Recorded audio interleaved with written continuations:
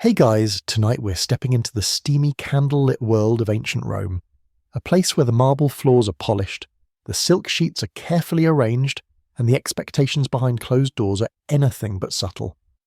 What was sex really like back then? Well, let's just say if you think your dating life is complicated, buckle up. You're about to be dropped into a world where who you loved, or rather who you used, wasn't just about emotion or attraction. It was politics, it was dominance, it was image. And honestly, you probably won't survive this if you go in with modern assumptions. So before you get comfortable, take a moment to like the video and subscribe, but only if you genuinely enjoy what I do here. And tell me, what city are you in right now, and what time is it? I want to imagine the exact setting as you listen to this. Now, dim the lights, maybe turn on a fan for that soft background hum, and let's ease into tonight's journey together. You begin by stepping through the arched doorway of a Roman domus, the private family home of the upper class. It smells faintly of oil lamps, crushed laurel, and polished stone. A slave closes the door behind you. You're here as an observer, but let's not pretend you're invisible. Everyone here notices you, because in Roman society, sex wasn't just a private act. It was a public performance written in your posture, your clothing, your household layout, even the arrangement of your bedroom furniture.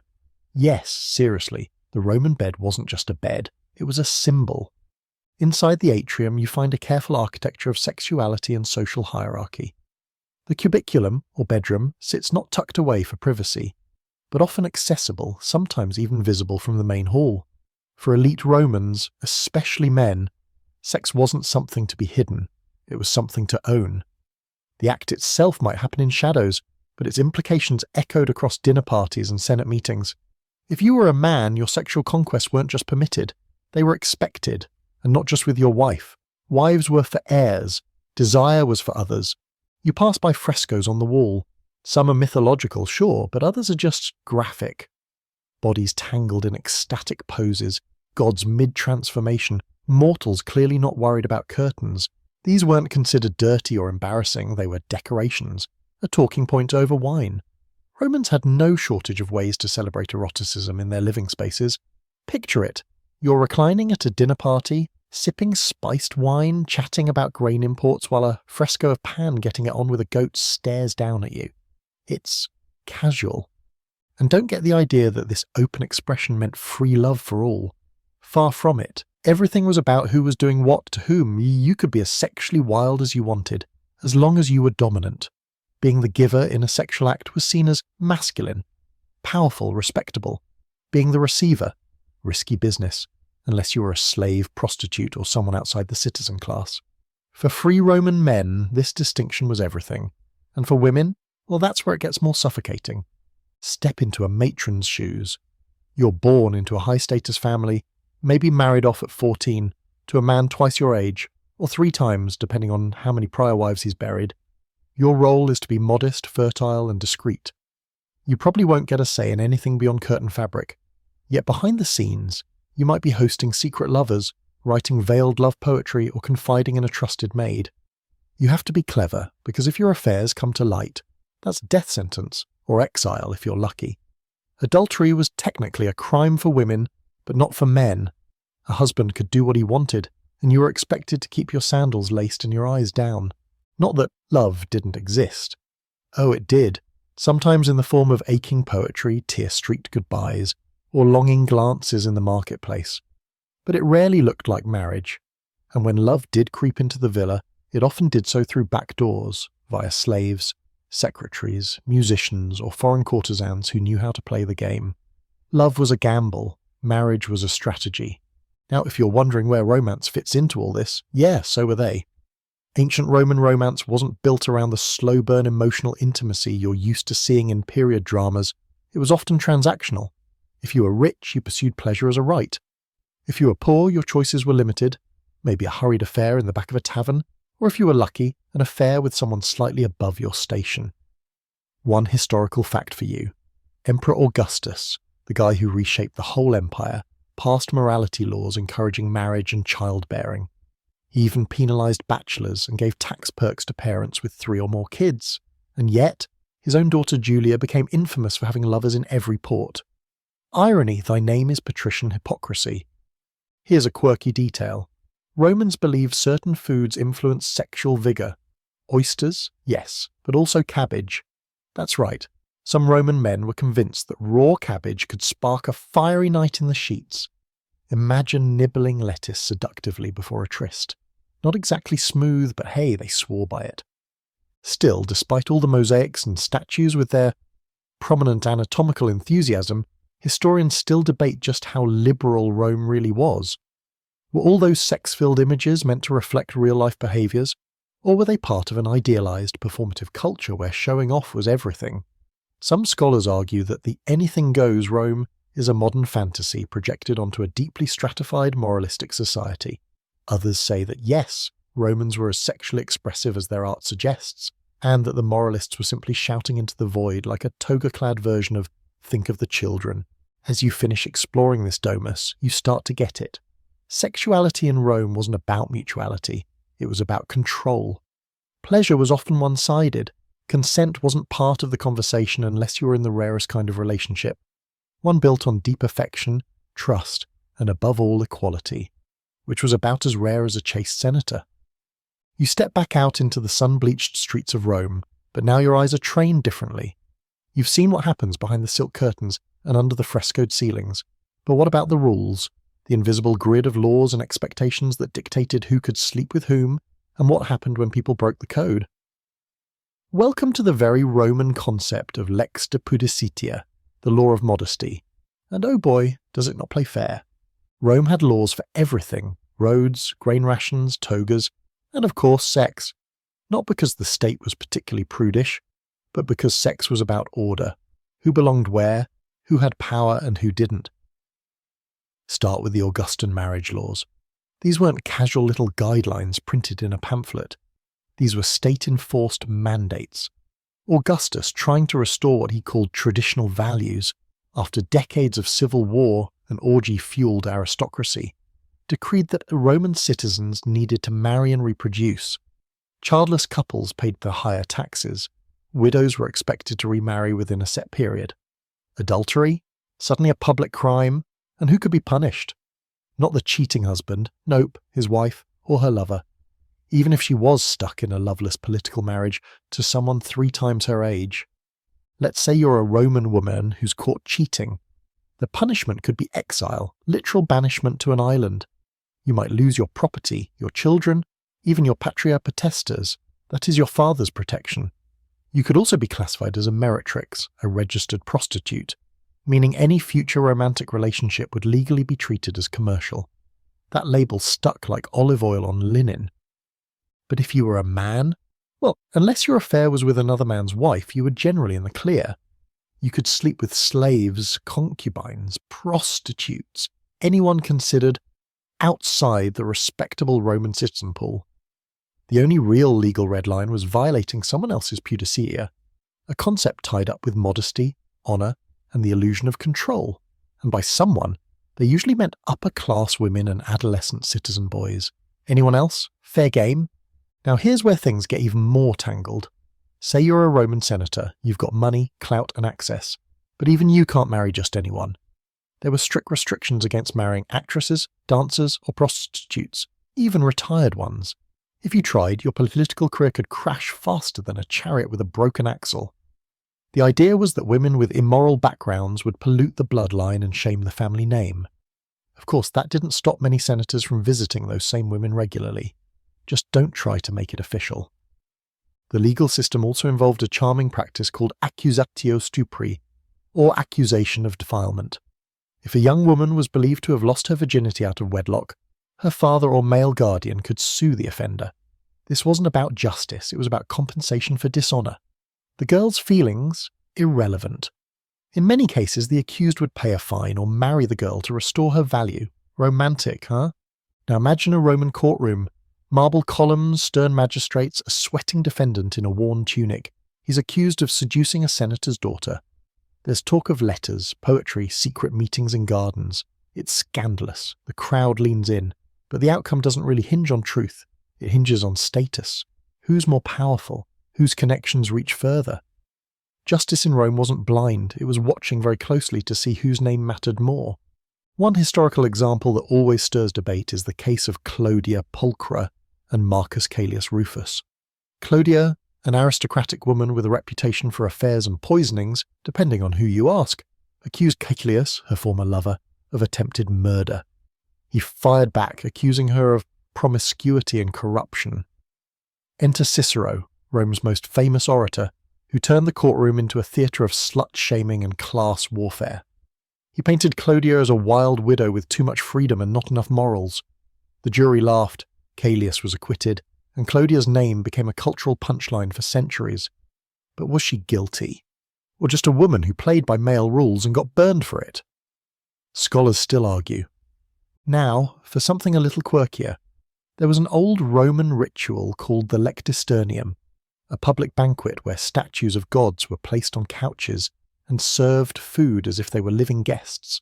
During times of crisis, like famine or plague, Romans would literally try to appease the divine with offerings, including acts of purification, mass fasting, and sometimes mass abstinence. That's right, sex bans, temporary celibacy imposed to avoid offending the gods. Whether people followed them, that's another question. Human nature being what it is, probably not. Interestingly, many laws regulating sex weren't really about protecting people, they were about appearances. Roman society valued gravitas, or seriousness, especially for men. If you indulged too openly, flaunted affairs, or got caught in scandal, you weren't just a bad boy, you were unstable, untrustworthy, dangerous to the Republic. Even emperors weren't safe. Julius Caesar was famously rumoured to be every woman's man and every man's woman. His enemies used that against him. True or not, the gossip stuck. Which brings us to a deeper debate among historians. Were these laws actually enforced, or were they just threats used selectively by the powerful? The evidence is fuzzy. While some people were indeed punished or exiled, many seem to have flaunted the rules with little consequence. Maybe the laws were like the city's aqueducts, impressive in theory but full of leaks. What's certain is that in ancient Rome, sex wasn't just a personal decision, it was a civic act.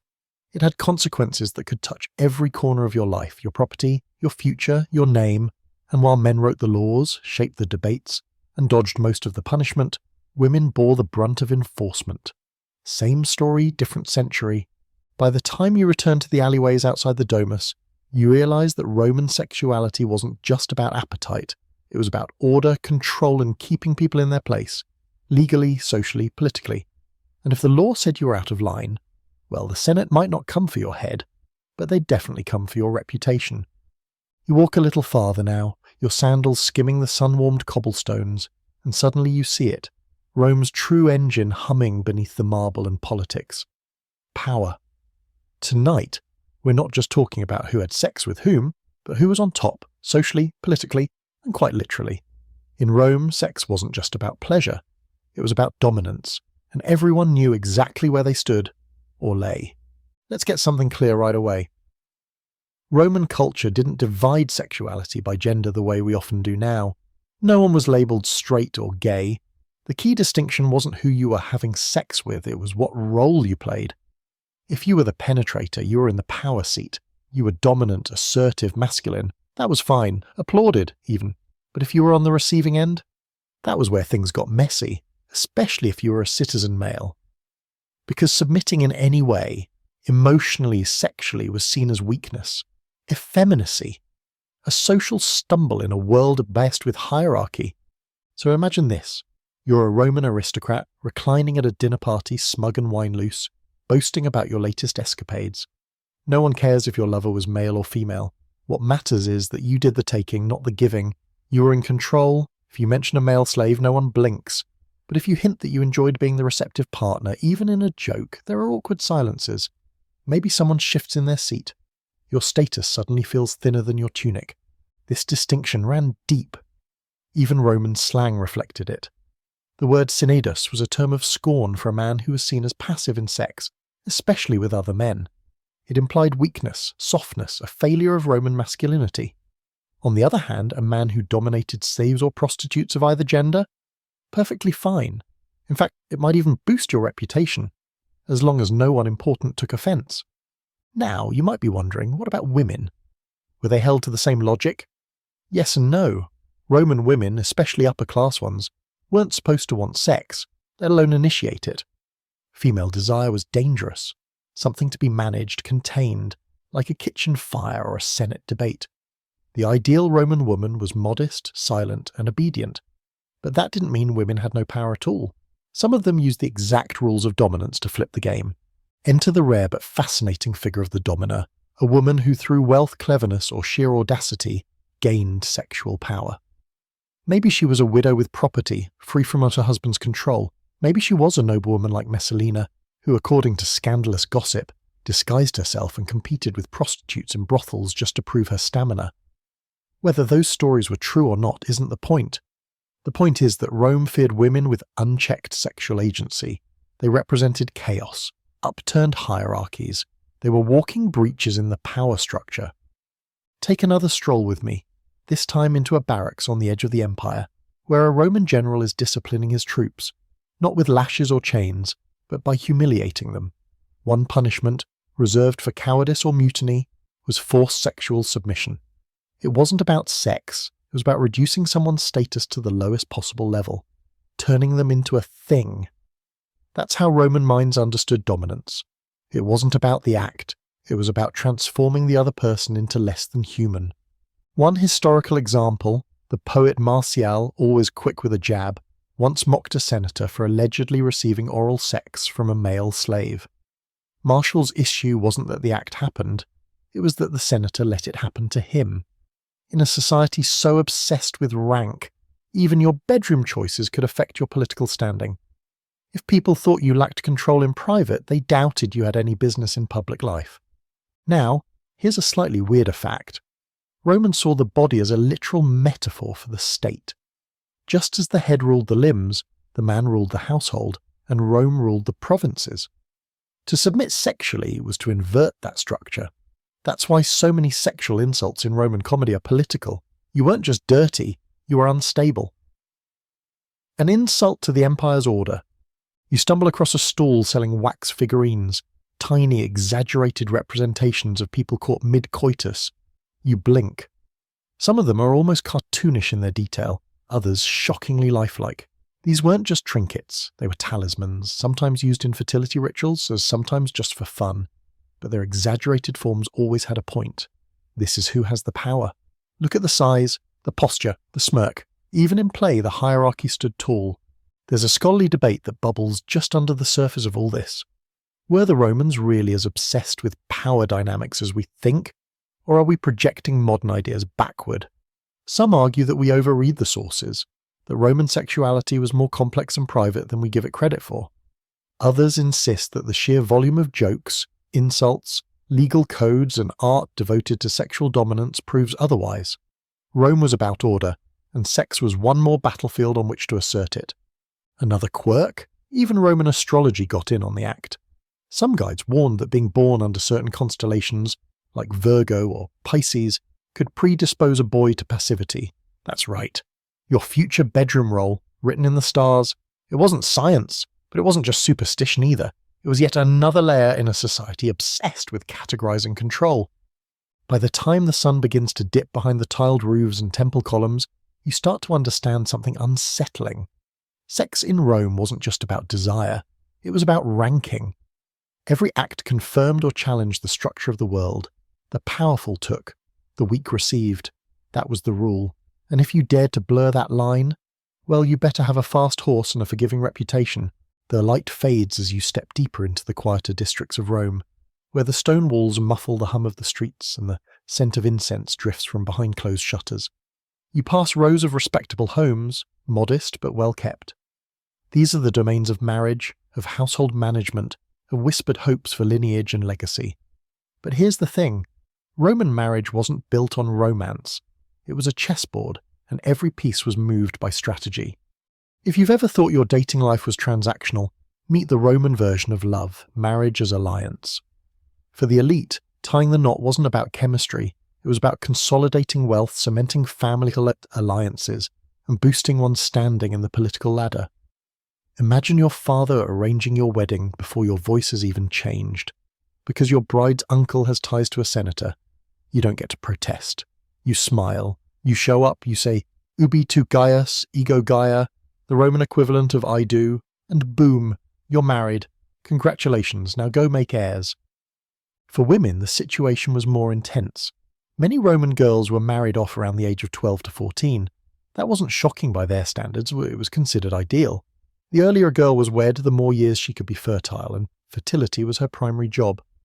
Emotional maturity, personal preference, or attraction, not even on the checklist. The ideal Roman matron was chaste, obedient, and prolific. Her entire public identity was tied to how well she bore and raised legitimate children. And yet, despite the cold contract of marriage, people were still people. You can't legislate away longing. Husbands strayed, of course, often without much secrecy or shame. If you were wealthy, you might keep a concubine or two, maybe a few slaves designated for your pleasure. For men, this was normal. It didn't matter whether your side partners were women or men, so long as they weren't someone else's wife or a freeborn Roman citizen. The law and society didn't care about feelings, they cared about status contamination. Now, Roman wives, their options were far more limited. Adultery wasn't just frowned upon, it was criminal. If caught, a wife could be divorced on the spot, publicly shamed and exiled. Her lover could be executed, especially if he was a lower-class man encroaching on noble blood. And if the husband didn't report her, he himself could face legal consequences for not acting fast enough to defend his household's honour. That's how seriously they took marital control. It was practically state business. But don't let that fool you into thinking all Roman wives were meek little statues. Some were sharp, cunning, and unafraid to bend the rules in quiet ways. Letters, secret meetings, coded poetry, alliances with sympathetic servants, it's all in the historical record, tucked between the official lines. One famous woman, Sempronia, was involved in the Catiline conspiracy, and described as both politically savvy and sexually bold. The historian Sallust practically clutched his pearls writing about her. He couldn't believe a woman could be that intelligent and that uninhibited. Imagine that. One of the more revealing practices of Roman marriage was manus, literally hand.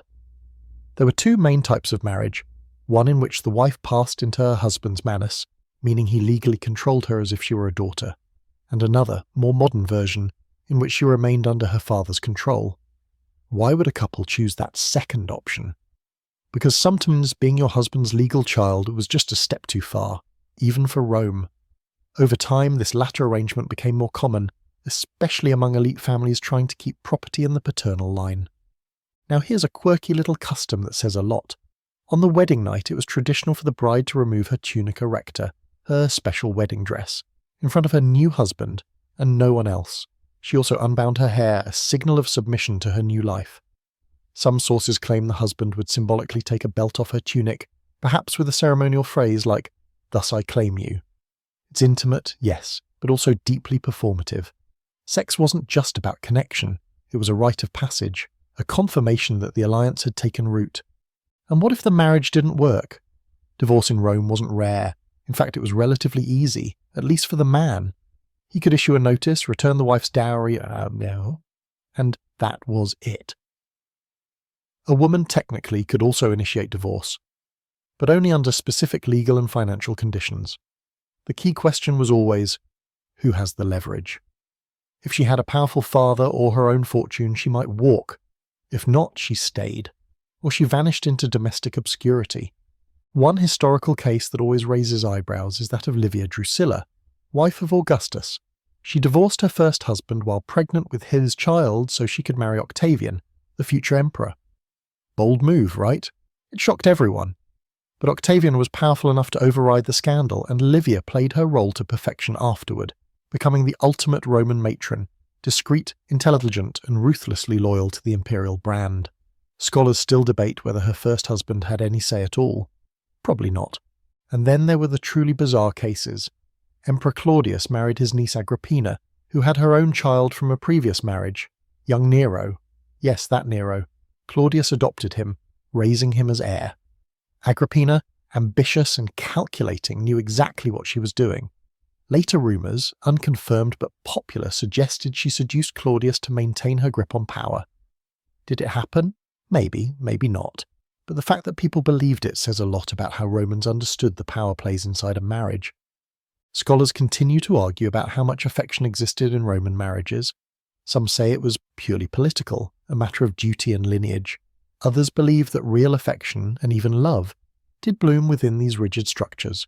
They point to tomb inscriptions where husbands and wives praised each other with unexpected tenderness.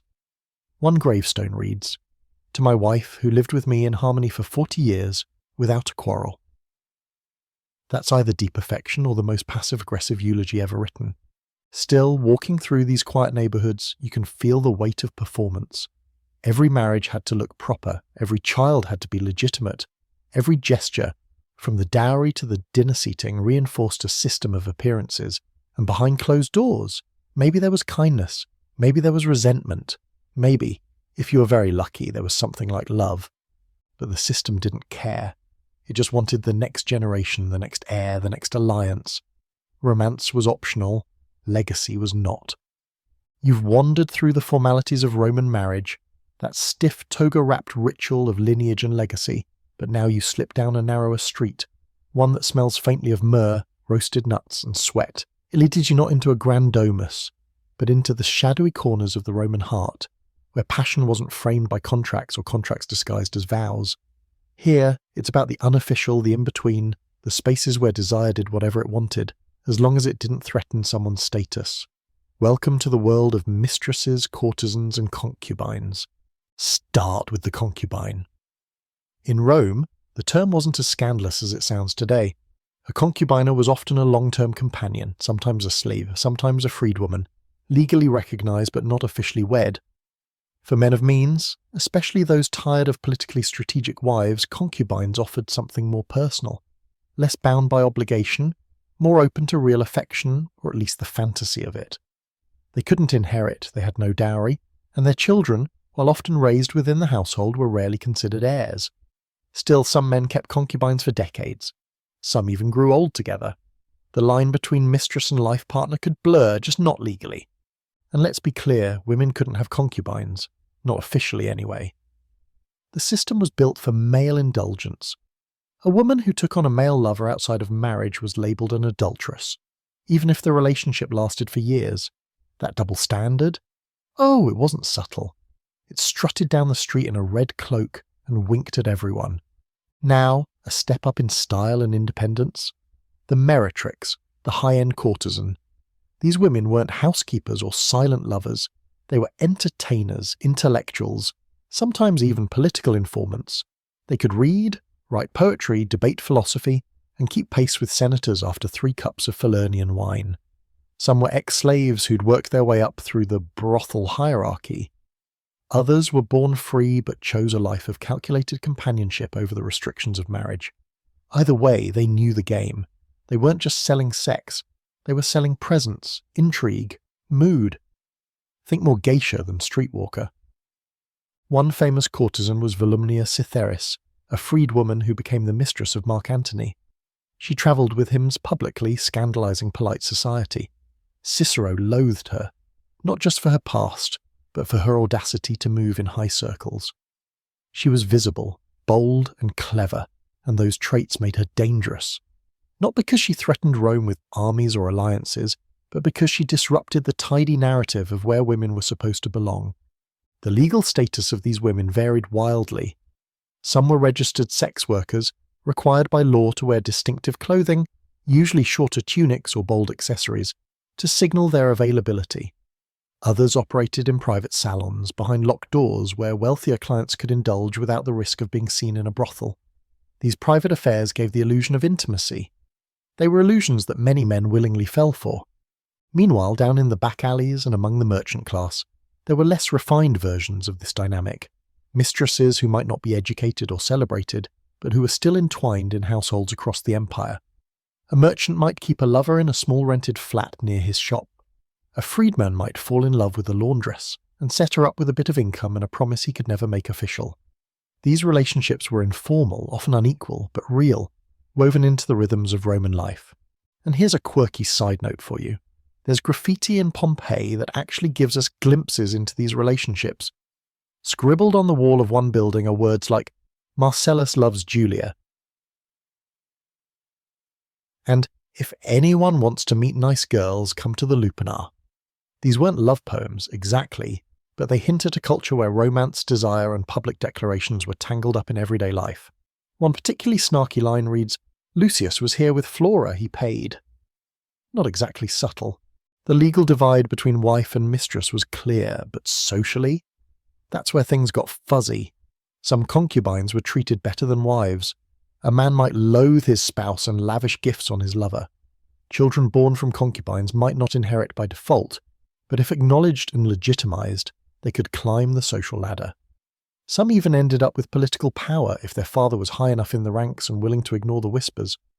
One of the most dramatic historical examples, the Emperor Augustus's own granddaughter, Julia the Younger, was exiled for an affair, and not even a particularly scandalous one by Roman standards. Meanwhile, his close associate Maecenas openly lived with a woman who was never his wife, and no one blinked. Again, status carved the rules. Morality flexed when power entered the room. Now, there's still a scholarly debate that echoes through this topic like the sound of a lyre down an empty corridor. Were these mistresses and concubines exploited victims, or savvy agents within a limited system? It's probably both. Some women had no real choices. Slaves given to masters, girls sold into brothels. Others learned how to survive, even thrive within the system's cracks. They found patrons, built networks, wrote poetry, even advised politicians. They weren't empowered in the modern sense, but they weren't powerless either. And yes, of course there were scandals. So many scandals. Entire political careers were toppled over affairs gone wrong. Love letters discovered, jealous wives whispering to rivals, secret pregnancies that required quiet adoptions, or, more often, harsh decisions no one talked about in daylight. If you've ever wondered what fueled Roman gossip, it wasn't just gladiators and Senate speeches, it was who was sleeping with whom and why. As you step out of the alley and back onto the main street, the lines between official and unofficial feel blurrier than ever. In a city obsessed with hierarchy, where even desire had rules, the people who coloured outside the lines, the mistresses, the lovers, the unwed companions, they were both scorned and secretly envied. They lived in a space outside duty. And in Rome that was the ultimate rebellion. As the sun rises higher and the heat begins to press down on the cobbled streets, you make your way south, past the teeming market stalls and smoky tabernae, until the roads begin to show cracks and ash. The stones under your feet shift to volcanic dust. You're walking the streets of Pompeii now, or what's left of them. And though Mount Vesuvius froze this place in a moment of fiery silence, its walls still speak. Because here, more than anywhere else in the Roman world, the people left their desires out in the open. On walls, doors, tavern counters, even on stairwells, they didn't write love letters, they wrote graffiti. Step into the Lupanar, Pompeii's most famous brothel. The stone beds are still here, small hard platforms with faint divots worn by time and repetition. The walls are covered in frescoes that don't even pretend to be subtle. Figures caught mid-thrust, mid-laugh, mid-seduction. There's a menu of sorts painted above the doorways, showing different sexual acts like a catalogue, and yes, they were probably priced. The pictures weren't just advertising, they were instructions, a reminder that not everyone who visited could read words, but everyone could read a body. But it's the graffiti that really paints the picture, sometimes crude, sometimes funny, sometimes strangely sweet. One scratched message reads, "I screwed the barmaid." Another, "Successus was here, full of desire." And then this one, "I don't want to sell my body anymore. Fortune take me home." It's not all jokes and bravado. There are moments of loneliness, vulnerability, even exhaustion etched into these walls. These weren't just messages, they were small acts of defiance or longing or drunken honesty. A Roman version of, "I was here." You start to see a pattern. Sex in Pompeii wasn't something to be hidden or cleaned up for company. It was everywhere. Painted above bakery ovens, doodled outside bathhouses, carved into public benches. There's even a famous example from a guardroom. The one-eyed man has banged every girl in Pompeii. Big claims for a guy missing depth perception. Of course, not all of it was about sex. Some graffiti were insults. "Floronius, you're a bore." Some were attempts at poetry. "I love Homeros. May Venus love us both." Others were just bits of daily life. "I paid 2 asses for a haircut. He still messed it up." But the sexual inscriptions make up a huge portion, possibly because that was one of the few safe ways to express yourself in a rigid, status-driven society. Scribbling something vulgar on a wall was a kind of equalizer. Rich or poor, slave or citizen, you could leave your mark, and that's what makes Pompeii so fascinating. Unlike Rome, where elite writers shaped most of what survives, Pompeii lets you hear from the butcher's apprentice, the prostitute, the jealous lover, the drunk poet. It's a snapshot of real lives, real bodies, and real messiness. For example, one particularly graphic wall note reads, "Restituta, take off your tunic and show us your pretty thing." It's crude, yes, but it's also unfiltered, no censorship, no marble polish, just human want carved into plaster. And then there's the question of who was writing this. Most graffiti were done by men, that much is clear from context and tone, but there are a few inscriptions that suggest female authorship, possibly sex workers or bold local women taking control of their own narratives, if only for a sentence. One reads, "Myrtis loves crescens." That's it. But it feels different. There's affection there, not conquest. Here's a quirky historical footnote. Archaeologists originally dismissed the Pompeii brothel frescoes as too obscene to catalogue properly. For decades they locked these items in what's called the Gabinetto Segreto, or secret cabinet of Naples' Archaeological Museum. Only men could view them, with written permission, no less. The idea was that these objects were too corrupting for women or the general public. Even 2,000 years after they were painted, the moral panic hadn't worn off. It's only in recent decades that scholars have re-examined Pompeii with fresh eyes, not as a den of sin, but as a mirror of everyday Roman life. But here's where scholars disagree. Some argue that Pompeii was uniquely sexualized, possibly because it was a port town full of sailors, traders, and travellers, that it's unfair to hold it up as a symbol of all Roman sexuality. Others say the city was simply preserved unusually well, and that Rome itself was just as sexually expressive. Its graffiti and brothels simply didn't survive the centuries as intact. There's no scholarly consensus, just layers of ash and interpretation. One thing's clear though, for the average person in Pompeii, sex was a public subject. Not shameful, not sacred, just part of life. You didn't whisper about your crush behind closed doors. You carved their name on a tavern wall. If you had a great night with someone and you didn't leave a thank you note, you scratched it into stone. And some of the messages are surprisingly relatable. "I hope your hemorrhoids burn, Oppius." That's less about love, sure, but who hasn't wanted to etch a bad review into a bathroom stall?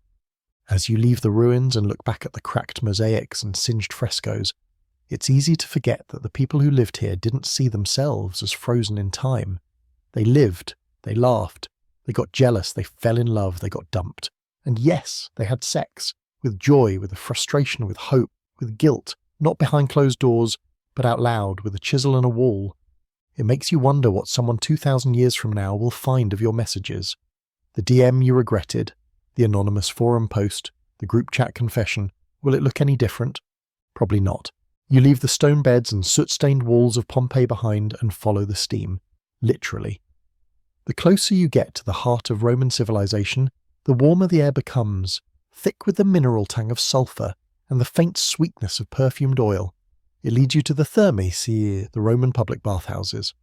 And before you roll your eyes and think this is just about hygiene, let's get one thing straight. In ancient Rome, the bathhouse was less about washing and more about watching. You step inside past a towering marble facade, and the first thing you notice is the noise. It echoes. Water sloshing, sandals scraping across wet stone, laughter, arguments, the hollow thunk of a strigil scraping sweat and oil off skin. It's a sensory overload. The smell of warmed flesh and pine resin. The faint whiff of incense someone decided to bring for flair. This isn't a spa retreat. It's a social arena. And for many Romans, it's also the most sexually charged public space they'll enter all week. Roman baths were open to nearly everyone. Rich or poor, slave or senator, you all passed through the same pools, though at different times or in different corners depending on your rank and your coin purse. Some bathhouses segregated by gender. Others didn't bother. Especially in the early empire, everyone stripped down. You'd have seen everything and everyone saw you, which in a society obsessed with dominance and appearances meant your body was on display in more ways than one. There was no such thing as modesty here. You might be discussing trade routes while the guy next to you oils his inner thigh. You might be chatting with a politician who casually lifts one leg onto a bench and reveals far more than his opinion on grain subsidies. It wasn't just tolerated, it was expected. Bodies weren't hidden. They were public property, especially for the male citizen. You were expected to be fit, composed, in control. If your stomach sagged or your thighs jiggled too much, someone might write a poem about it later.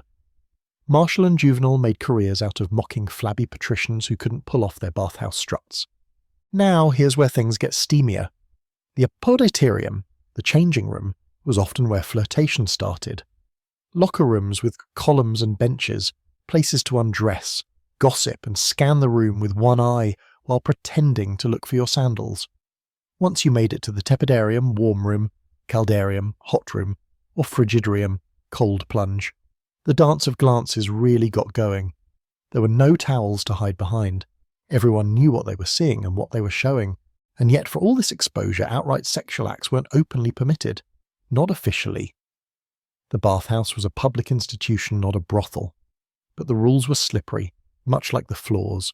Sex didn't happen in the pools, supposedly, but in the rooms attached, the massage parlours, the side chambers, the dark corners. Some bathhouses even had upstairs lounges with couches and curtains, where business could be conducted away from watchful eyes. Here's a quirky little detail. Roman bathhouses often employed attendants called elliptae, who were not just oil scrapers but often masseurs. And massage in Rome was rarely just massage. If a wealthy patron requested an extra hand, the elliptae would oblige or get someone who would. That service wasn't free, but it was discreetly arranged. Think of them as the ancient world's worst-kept secret. There's evidence that brothel workers were sometimes stationed near or within large thermae. A patron could get clean, gossip with senators, flirt with a slave boy or girl, and then slip away for a more intimate appointment. It was one-stop shopping with the added benefit of hot water and political networking. One preserved bathhouse in Ostia, Rome's port city, features mosaics with playful and occasionally risque imagery. Dolphins, tridents, nude athletes with just enough detail to raise an eyebrow. These weren't just decorative, they were mood setters, reminders that the bathhouse was a sensual zone. Not sexual in the vulgar sense, but charged with energy. Everyone was watching. Everyone was watched. There's a famous letter from Seneca in which he complains about the noise at his local bathhouse. Men grunting, girls laughing, bodies slapping against water, arguments breaking out, coins clinking, gossip echoing off the marble. He found it unbearable. But that chaos is what made the bathhouse the place to be. It wasn't just about washing dirt off your back, it was about maintaining your place in the social order. Who you spoke to, who you didn't speak to, who you sat beside in the hot room, every move was measured. Now, scholars still argue over how much actual sex happened inside the bathhouse walls. Some say the steamy rumours are exaggerated by the moralistic writers who wanted to criticise Roman decadence. Others believe the bathhouse was, essentially, a state-sanctioned flirtation zone with plenty of unofficial business going on. The truth probably lies somewhere in between. There's little doubt that some bathhouses were more respectable than others. Some catered to families. Others? Let's just say if the walls could talk, they'd start with a wink. And yes, these spaces were dangerous too. For lower status individuals, especially slaves or freed persons, the line between flirtation and coercion was thin. If you were young, attractive and unprotected, you could be touched, harassed or worse. It wasn't fair, it wasn't safe, but it was the reality of a culture where power trumped consent. One wrong glance could turn into a humiliating encounter, one you couldn't complain about without risking punishment. Still, not all encounters were exploitative. Some were consensual, playful, even affectionate. People met lovers in the steam. They made eyes across the cold plunge. They brushed fingers while applying oil. The bathhouse, for all its chaos, allowed for chance encounters, the kind that don't happen in structured, supervised spaces. You didn't need to know someone's name. You just needed to like the way they looked wet. As you leave the bathhouse feeling slightly overheated and more aware of your own body than you'd like, you can't help but marvel at how naturally the Romans wove sensuality into their public routines. Here, sexuality wasn't hidden in bedrooms or behind euphemism. It steamed and shimmered in the open, slipping between gossip and grooming, politics and pleasure.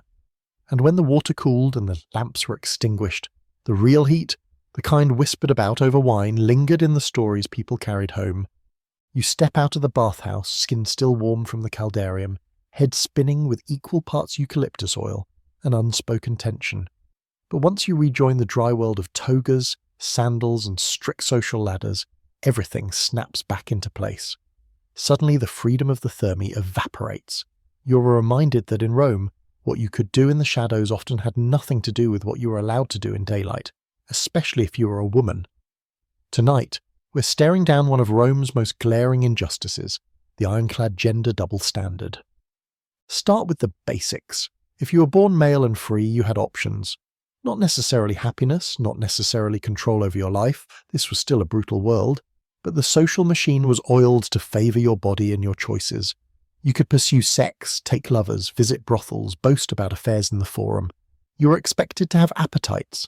It was part of being Roman. Lust was fine, as long as you kept it structured. Wives for heirs, concubines for comfort, prostitutes for play, and slaves for, well, whatever you wanted. It was a grim buffet, and you never went hungry. Now flip that reality, she asks. You're a woman. Let's say you're upper class, because being poor adds a whole new layer of difficulty we'll get to later. You're married off by 14, maybe 15, to a man you didn't choose, one whose political career depends on your uterus behaving. You're expected to keep your legs together and your opinions quieter than a temple mouse. Adultery, that's not just a scandal, that's a crime. Punishable by divorce, exile, and social annihilation. Even the suspicion of impropriety can cost you everything. And don't even think about confessing love for another man. That's not seen as passion, it's betrayal. Treason, practically. Meanwhile, your husband is out bragging over garum-soaked oysters about the 3 slaves he bedded last week. No one blinks. If you complain, you're called jealous. If you stay silent, you're a good wife. If you retaliate with your own affair, you're a whore, and probably on your way to a windswept rock in the Aegean, where noble women go to disappear. Let's talk about one such disappearance. Julia the Elder, daughter of Augustus. She was smart, witty, wildly popular among the young elite, and according to reports, not all that interested in playing the part of chaste Roman matron. She had lovers, many of them. Some say she met them in the forum, others say she met them in the very house Augustus had given her. When the rumours grew too loud to ignore, Augustus, yes, her own father, had her exiled. Not just quietly removed from court, but publicly condemned for violating the new moral laws he had passed. Laws that, just to be clear, didn't apply to men in the same way. Her lovers were either exiled or executed. Julia, banished for life. She died far from the city she once lit up with her laughter. Her name was erased from monuments. She became a cautionary tale. This wasn't an exception, this was policy. And don't be fooled by the seductive images of goddesses and priestesses lounging with grapes in hand. Real Roman women had very little control over their own sexuality. Their virginity was a family asset, their wombs a political tool. Their pleasure, mostly irrelevant. Roman love poetry is full of longing, jealousy, and desire, but rarely from the woman's perspective. She's an object, a muse, a reward, or worse, a threat. If she loves too freely, she's dangerous. If she resists, she's a cold-hearted tease. And if you were lower class or enslaved, things were even worse. You had no legal protection at all. A male citizen could use you however he wanted, without consequence. If you bore his child, it didn't matter. The child was a slave like you, unless he specifically freed them. You could be rented out, trafficked, sold with reproductive potential listed like an extra skill on your resume. And still, even then, Roman society would blame you if a scandal emerged. That's how deep the double standard ran. The people with the least power carried the most shame. Now here's something odd. Despite all this, there were moments when women exercised quiet agency. Not freedom exactly, but navigation. They sent coded messages through servants, wrote erotic poetry under pseudonyms, passed down contraceptive recipes like family heirlooms. One recipe involved a mixture of wool soaked in pomegranate rind and honey, inserted before intercourse to prevent conception. Effective? Probably not. Symbolically important? Absolutely. It was a small act of resistance in a world where women were expected to conceive on command. Even in literature, you can find flickers of pushback. Ovid's Ars Amatoria, The Art of Love, gives advice to both men and women on how to seduce and deceive. He tells women how to cheat discreetly, how to fake tears, how to manipulate their lovers. It's cheeky, sure, but it's also subversive. Ovid knew the game wasn't fair, so he handed women a few cheat codes. The state didn't like that. Augustus exiled him too. And scholars, they're still debating the impact of these cultural rules. Some argue that elite women actually wielded considerable influence through their roles as wives, mothers, and social hosts. Others insist that any power they had was tightly tethered to a man's status. The truth, of course, is tangled. Some women bent the rules, others broke them and paid. Most just found a way to survive inside them. Here's a quirky tidbit. In Roman funerary art, husbands and wives are often shown side by side, lovingly gazing at each other. The man holds a scroll, the woman holds a spindle or key. It's meant to show their harmony. He manages the public world, she the private. It's sweet, sure, but also a reminder. She stays in the home. He goes out and lives. As you walk through the forum, past the grand temples and fading statues, it's hard not to feel the weight of that disparity. The stones whisper of generals and senators, but the women? They're harder to find. Not because they weren't here, but because their voices were silenced, their stories stripped of complexity, their pleasures erased or punished. So next time someone says Rome was all orgies and free love, remind them it depended very much on who you were. For some, desire was a celebration. For others, it was a sentence. You slip away from the chatter of the forum and duck into a quieter colonnade near the Curia, where marble steps glint in the midday sun and the shadows of history feel a little longer. It's easy to imagine that these stone walls were silent witnesses to treaties, decrees, and the measured hum of debate, but also to something a little juicier, because Rome wasn't just ruled by laws, it was ruled by whispers, and nowhere were those whispers louder than in the Senate. Tonight, we're poking around the scandal-soaked linens of Rome's political elite, where sex, ambition, and shame made for one very messy power triangle. The Senate of Rome on paper was the embodiment of gravitas. Stiff robes, stiff necks, and supposedly stiff morals. These were the men writing laws, leading armies, and debating the future of the Republic. But behind those polished speeches and carefully trimmed beards, oh, it was chaos. Senators weren't monks, they were men, and some of them were very busy after dark. Sexual rumour was a political weapon. If you couldn't defeat your rival on the floor of the Curia, you might just out him as a libertine, an adulterer, or, gasp, a passive partner in bed. That last one was especially fatal to your image. As we've said before, Romans didn't define sexuality by gender so much as by power roles.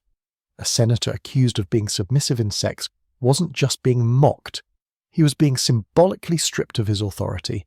If he couldn't rule in the bedroom, how could he rule in the Republic? One of the juiciest examples comes from Julius Caesar himself.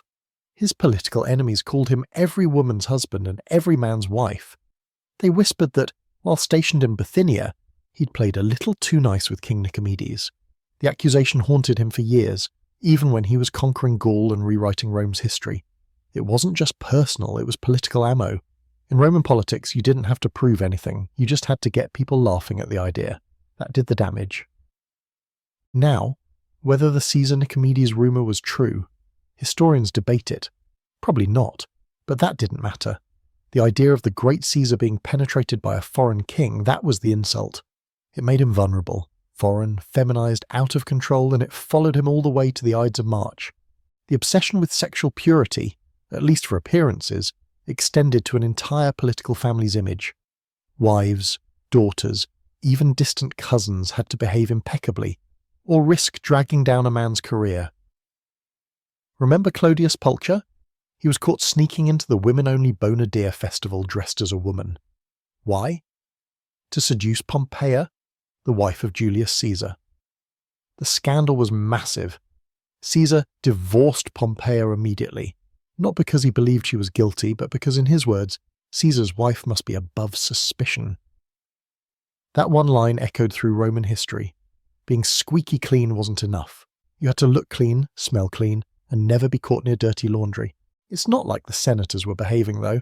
These were the same men hosting private dinners where dancers and prostitutes were entertainment, where slaves served drinks while barely dressed, and where deals were made in between groans of pleasure and the clink of goblets. Some senators kept male lovers, others boasted about mistresses like they were wine vintages. But as long as it didn't make headlines, or wall graffiti, it was shrugged off. Quiet indulgence, acceptable, public scandal, that was where the knives came out. One emperor who really pushed the boundary was Elagabalus. A teenage ruler from Syria, he was appointed emperor at just 14 and shocked Rome with his flamboyance, gender fluidity, and unapologetic sexuality. He married 5 women and took male lovers, including a charioteer he called his husband.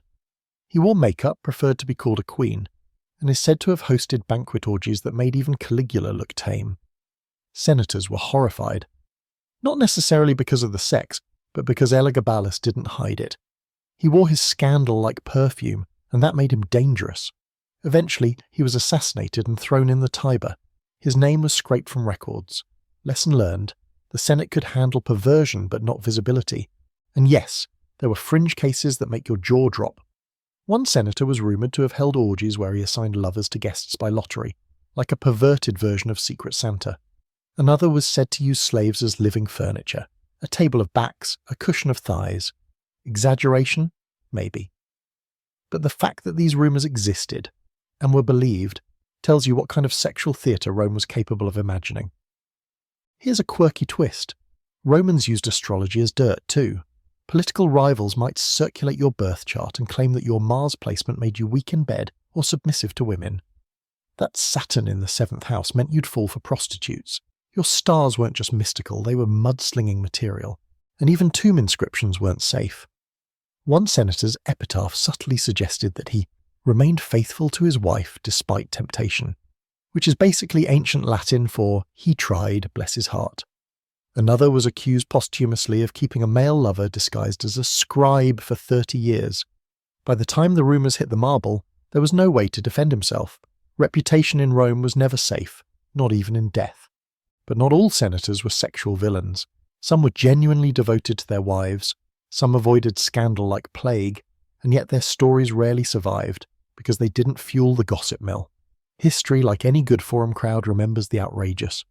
Scholars still argue about how real these political sex scandals were. Were they propaganda or reflections of real chaos behind closed doors? Some say the Senate was simply full of hypocrites, men who enforced public morality while indulging privately.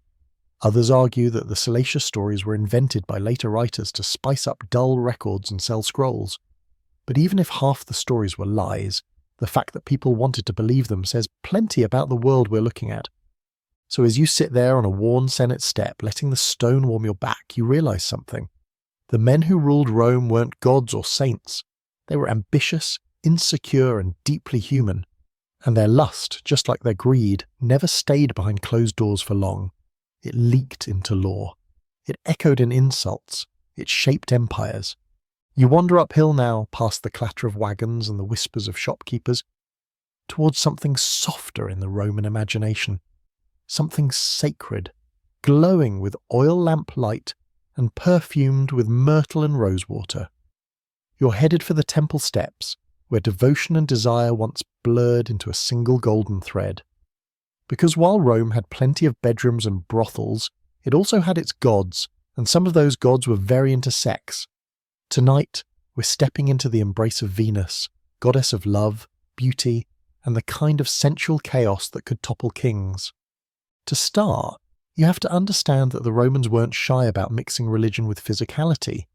Unlike later moralizing societies, Rome's divine pantheon wasn't above human behaviour. The gods got jealous. They lied. They cheated. They seduced. And none more so than Venus. Known to the Greeks as Aphrodite, Venus was more than just a pretty face. She was the force of attraction itself, the magnetism that pulled lovers together, the glow in flushed cheeks, the impulse that makes people do stupid things in the name of romance. Her temples weren't austere places of silent worship. They were lively, fragrant spaces full of offerings, prayers, and rituals designed to invite favour in matters of love, fertility, and beauty. If you wanted your partner to stay faithful, you brought Venus a garland. If you hoped to conceive, you left a honey cake. If you were in love with someone you really shouldn't be in love with, you begged her for help, or forgiveness. The temple of Venus Erycina, perched on the Capitoline Hill, was especially famous. Legend had it that she helped protect the Roman state itself through her power to pacify desire.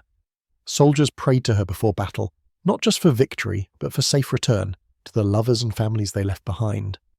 And if they were particularly devout, they might leave behind a token. A carved phallus, a bronze hand making a lewd gesture, or even small votive statues with exaggerated breasts and hips. This wasn't considered obscene, it was holy. You might think, wait, sex in religion? Isn't that sacrilegious? Not in Rome. For them, sexuality and spirituality weren't opposing forces.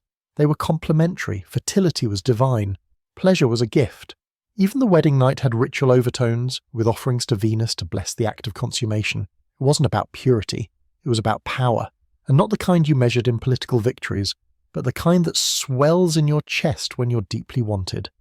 Now, things get more mystical when you bring in cults, especially the imported ones. Rome was a cultural sponge, and it happily absorbed exotic religions from across the empire. One of the more provocative was the cult of Isis from Egypt. Her followers believed in resurrection, sensual ritual, and divine motherhood. Ceremonies honouring Isis often involved music, incense, and symbolic representations of union between heaven and earth. Some scholars argue that her rites had sexual undertones, possibly even ecstatic experiences that bordered on trance. Not everyone was comfortable with that. In fact, the Senate once tried to crack down on foreign cults they deemed too wild or too effeminate. They feared that uncontrolled desire, even spiritual desire, might weaken the state. Too much worship of passion, it might make men soft. Too many women gathered in secret, it might make them bold. Still, the people kept praying, kept offering, kept believing. You can't outlaw longing. Here's a strange little historical twist. One Roman festival, the Vinalia Urbana, honoured both Barpo, wine, and Venus. Think about that pairing. It wasn't just about drinking and flirting, it was about celebrating the ripe, the juicy, the sweet ferment of life itself. During the festival, women, yes, even respectable matrons, could pour libations and make pleas for romantic satisfaction. Whether those pleas were spiritual or carnal is up for debate. Knowing Rome, probably both. There's also the matter of sacred prostitution, a much contested concept. Some ancient sources claim that in certain temples, priestesses, or specially chosen women, would offer themselves as part of rituals honouring love deities. Not transactional like in brothels, but symbolic. A merging of body and spirit. Scholars have fiercely debated whether this ever truly happened in Rome, or whether it was misunderstood accounts of fertility rites. Some say it's just Orientalist fantasy. Others point to the presence of sexually themed votive offerings, phallic charms, vulvas carved in marble, as proof that Rome didn't shy away from mixing the holy with the erotic. One thing's for sure. Romans wore their divine desires on their sleeves, or around their necks. The fascinum, a phallic amulet, was worn to protect against the evil eye. Babies had them. Soldiers wore them into battle. You'd see them hanging on doorways, carved into walls, even worn like jewellery. They weren't obscene, they were magical. A reminder that sexuality wasn't just pleasure, it was powerful, dangerous even. So powerful it needed to be harnessed, protected, and occasionally weaponized. You find yourself now in a small shrine to Venus Cloacina. Yes, that's a real title. Protector of both love and the sewers. It's hilarious, but it makes a weird kind of sense. Even love gets messy. Even beauty needs a drainage system. In Rome, nothing was too sacred or too profane. Everything had its place. But let's not romanticize it too much. Religion also upheld the very double standards we've seen before. Temples welcomed men's offerings for sexual success, but punished women who stepped too far outside their roles. A priestess caught in an affair might be flogged, exiled, or executed. The Vestal Virgins, Rome's most sacred women, were required to remain chaste for 30 years. If they broke their vow, they weren't just fired, they were buried alive, their lover was publicly whipped to death. Venus might bless lovers, but Vesta demanded obedience. There was no middle ground. Still, even within those harsh systems, Roman religion gave people a way to express their erotic hopes without shame. To pray for touch, for connection, for fertility, even for good sex, because why wouldn't you want the gods on your side when you stripped down with someone who made your stomach flutter? As you leave the temple, the air warm with incense and memory, it hits you. To the Romans, sex wasn't just an act. It was a force of nature, something divine, something to honour, something to fear, and above all, something that linked mortals to gods with a single shared fire. You stroll back toward the bustle of Rome, away from the perfume-soaked temples and toward something grittier, more human, and far more chaotic, the tangled scrolls of Roman poetry. Not the sanitized verses schoolteachers like to quote, but the wild stuff. The love poems, the dirty jokes, the raw scribbles of desire dressed up in metaphors and cloaked in honeyed Latin. If you want to know what sex felt like in ancient Rome, not just what it looked like on mosaics, you turn to the poets, and boy did they have opinions. Start with Catullus. Think of him as the original oversharer. His poems swing between rapture and rage, sometimes in the same stanza. He adored a woman he called Lesbia, a literary mask for a real aristocratic lover, most likely Clodia Metelli, the same scandalous Clodia accused of poisoning and partying a little too freely. When Catullus was in love, he made you feel it. His poems are dripping with longing, breathless descriptions of kisses, give me 1,000, then 100 more, and that particular kind of obsession that feels both sacred and incredibly needy. But then, when she spurned him or slept with someone else, his verses turned acidic. Suddenly she's a whore, a liar, an animal. His poems about her oscillate wildly, which honestly makes him feel kind of modern. You've probably seen this same emotional whiplash in your friend's texts at 2 a.m. He's not heroic. He's messy. And that's what makes him so real. Through his words, you can feel the pulse of Roman sexuality, not just physical desire, but jealousy, ego, humiliation. Sex wasn't clean or idealized, it was stormy. Then there's Ovid, the smooth-talking playboy of Latin literature. His Ars Amatoria, the art of love, is essentially a how-to guide for seduction, delivered with a wink and a glass of wine. It's got tips on where to meet women, the theatre, obviously, how to flatter them, lie but charmingly, and how to navigate affairs. Discretion is key unless you're writing poetry about it. He even wrote a companion book for women, filled with snarky advice on how to fake orgasms and manipulate moody lovers. Ovid wasn't trying to elevate love to something pure, he was giving you the script for the performance. Of course, Rome's power-hungry moralists didn't love Ovid's work. In fact, Augustus, who was on a mission to promote modesty, marriage, and baby-making, eventually exiled him. The reason? Officially, it was for a poem and a mistake. The poem was likely the Ars Amatoria. The mistake? Possibly helping someone in the Imperial family manage an affair. Scholars still argue about it. Was Ovid just a scapegoat, or had he really crossed a line?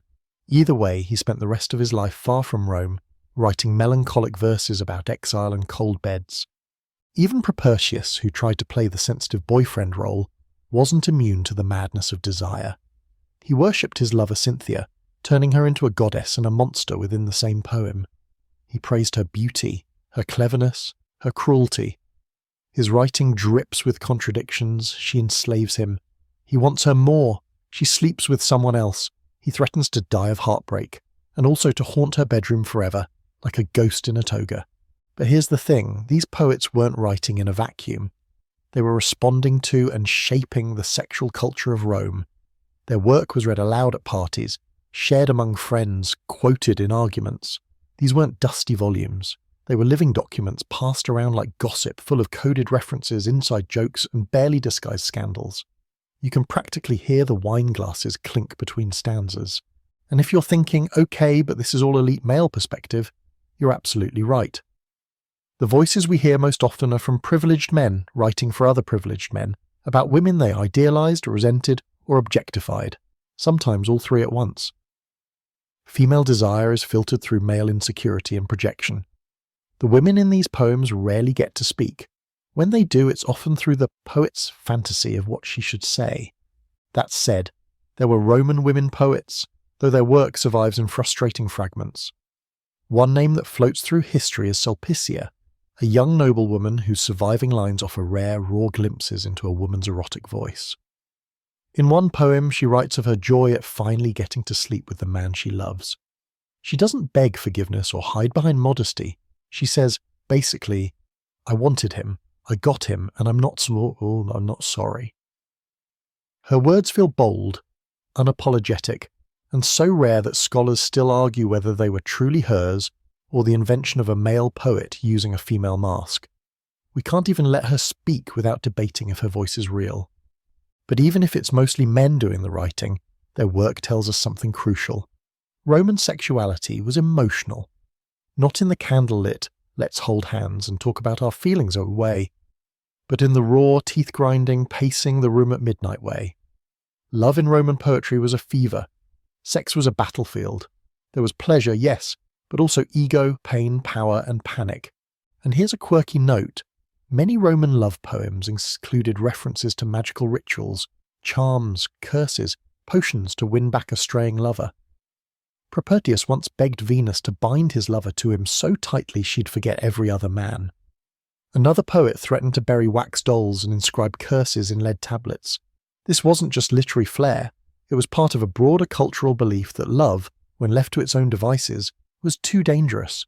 Better to bind it, tame it, force it to obey, even in verse. By the time you leave the circle of poets, your head buzzing with metre and metaphor, you've seen another face of Roman sexuality. Not just the act, but the story of the act, the longing, the heartbreak, the endless cycle of desire, rejection, and revenge. You don't need to see what happened in the bedroom. You can read it, etched in verses, bleeding onto parchment, full of passion and poison.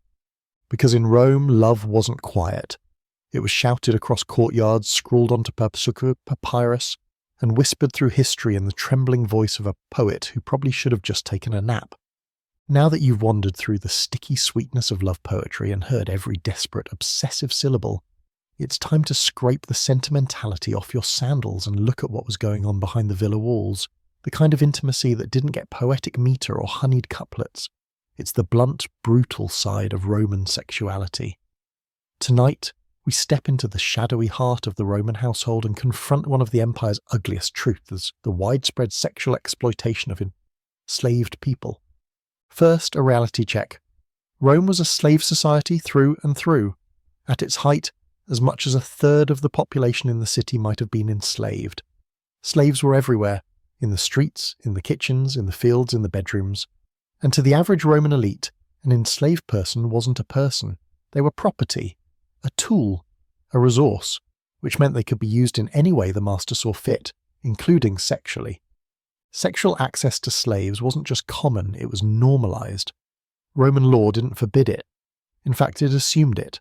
A master could sleep with a male or female slave as long as it didn't interfere with another citizen's rights. If you violated someone else's property, that was a problem. If you used your own. No one blinked. Consent wasn't a factor. Slaves couldn't say no. They weren't legally capable of refusal because they weren't considered to own themselves. So picture this. You're a young enslaved woman brought into a wealthy household at 13. You serve wine, you clean. And then one night the master calls you to his bed. There's no refusal. Maybe he calls it affection. Maybe he doesn't bother pretending. Maybe the lady of the house knows and looks the other way, because she has no real power to stop it. Your body is just one more thing he owns, like the mosaic floor or the pet monkey in the courtyard. If you become pregnant, the child is his property too, another slave. Unless, of course, he chooses to free the child, or you. It's entirely up to him. Some enslaved concubines were eventually manumitted, granted freedom, especially if they bore children the master liked. Others were passed along like heirlooms, or sold, or discarded. No ceremony, no protection. The Roman term verna referred to a slave born in the household. These individuals often grew up closer to the family, raised alongside the master's children, educated, trusted. But even that familiarity didn't protect them. In fact, it made them more vulnerable. A young, attractive verna might be groomed from childhood to become a bed slave. Raised to obey, flattered with small privileges, told it was an honour to share the master's bed. It wasn't. It was coercion in silk. Male slaves weren't safe either. Wealthy men used both boys and men as sexual property. Young male slaves, especially those considered beautiful, were sometimes castrated to keep their voices high and their bodies docile. These spadones might be used as entertainers, musicians, or personal attendants, roles that often came with unspoken expectations. The line between affection and ownership was a cruel illusion. One of the ugliest practices? The deliciae, literally, delights. These were children, usually slaves, groomed specifically for pleasure, shown off at banquets, dressed in fine clothing, fed sweetmeats, paraded like pets. To the Romans, it was decadence. To modernize, it's straight up horrifying. Even ancient critics like Seneca, who generally avoided moral finger-wagging, expressed discomfort at the way some elites treated their enslaved favourites, especially when they discarded them like worn sandals the moment they became less charming. And yet, despite all this, some of these relationships are described in Roman literature as love. Masters wrote poems for their enslaved lovers. Some even freed them, married them, tried to legitimize the bond. But what does love mean when one person can't leave? When saying no means punishment? Those stories may be more about guilt or illusion than romance. Here's a historical detail that will make your stomach turn. During the Saturnalia festival, when social roles were temporarily reversed, masters were expected to treat their slaves, even dine with them. Some sources describe the atmosphere as light and festive. Others suggest that this 1 week of freedom often involved an uncomfortable farce, masters watching slaves pretend to enjoy themselves, or using the opportunity to stage games that blurred the line between amusement and humiliation. Sexual favours may have been expected as part of this twisted performance of equality, and yet within this brutal system there were moments, fleeting, fragile, where enslaved people carved out bits of agency. Some fell in love with other slaves, created secret families, raised children quietly in the corners of crowded villas. Others performed small acts of resistance, withholding affection, faking illness, sabotaging chores, running away. A few even killed their abusers, though the punishment was swift and brutal. Crucifixion wasn't reserved for rebels, it was for anyone who disrupted the master's will. There's a famous chilling law from the reign of Nero. If a master was murdered in his home, all the household slaves could be executed, regardless of guilt. Why? Because it was assumed they should have prevented it. In one case, over 400 slaves were killed after their master was found dead, many of them women, children, cooks, and nurses. It wasn't justice. It was fear masquerading as order. Still, scholars debate how typical these horrors were. Were most Roman households violent sex camps? Or were these the extremes the outliers recorded because they were so shocking? Some argue that many elite households treated their slaves well by Roman standards, which mostly meant not beating them daily. But even in the kindest homes, sexual access was taken for granted. The system didn't require brutality to be immoral. It just required ownership. And what about love? Could a real mutual relationship ever exist between a Roman and an enslaved person? It's the big debate, even now. Some scholars point to rare examples of lasting partnerships, freedmen who stayed with their former masters, couples who built lives together after manumission. Others argue that the imbalance of power taints any affection beyond repair, that even if feelings were real, the foundation was rotten. You step out of the narrow alley behind the domus, the one where the servant entrances and slave quarters hide behind perfumed courtyards. You try to imagine what it was like to live every day in someone else's home with no legal body of your own, to be seen, touched, used, and forgotten, because someone else said it was their right. It doesn't leave you with poetry, it leaves you with silence. And in that silence, Rome's grandeur dims a little. And you wander out of the household shadows and into something even murkier, something forbidden, whispered about behind columns and behind closed lips. Because for all Rome's public bravado, for all its erotic graffiti and naked frescoes and poets hollering about their love lives in rhyme, there were still places it feared to look. Places where sex crossed into the realm of the taboo, not just disapproved, but dangerous. Tonight, you're brushing up against the edge of the Roman moral cliff. Incest, forbidden love, and how the elite sometimes treated their family tree more like a spiral staircase. Now, let's be clear, Roman society had rules. Plenty of them. They banned marriage between close relatives, especially siblings, direct bloodlines and parental relationships. The laws were there, the customs were firm, you couldn't marry your sister, your daughter, or your niece, unless you were powerful enough to change the rules. Because as with everything else in Rome, when it came to taboo, what mattered wasn't the act, it was who was doing it, and whether anyone had the guts to call them out. Take the emperors. If you're looking for the soft, warm glow of wholesome family values, do not look at the Julio-Claudians. These were people who twisted family relationships into pretzels so tight they'd make a genealogist cry. Claudius, yes, the stammering scholar emperor from history books, married his own niece, Agrippina the Younger. She was brilliant, ambitious, and by many accounts utterly terrifying.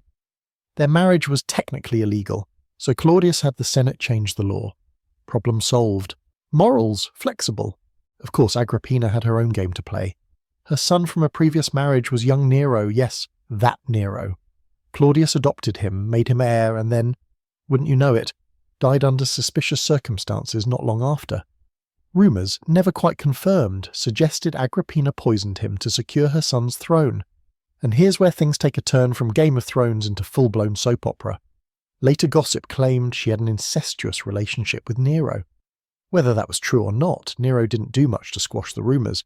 In fact, some reports say he had a concubine who resembled his mother, just so he could keep reenacting the fantasy. Yikes!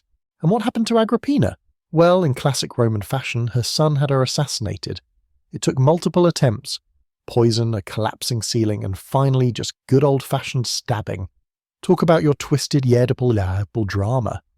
But the point here isn't the murder, it's the way Romans processed the idea of incest. When done by emperors, it became a metaphor for power gone rotten. Even if it wasn't happening, the rumour itself was damning.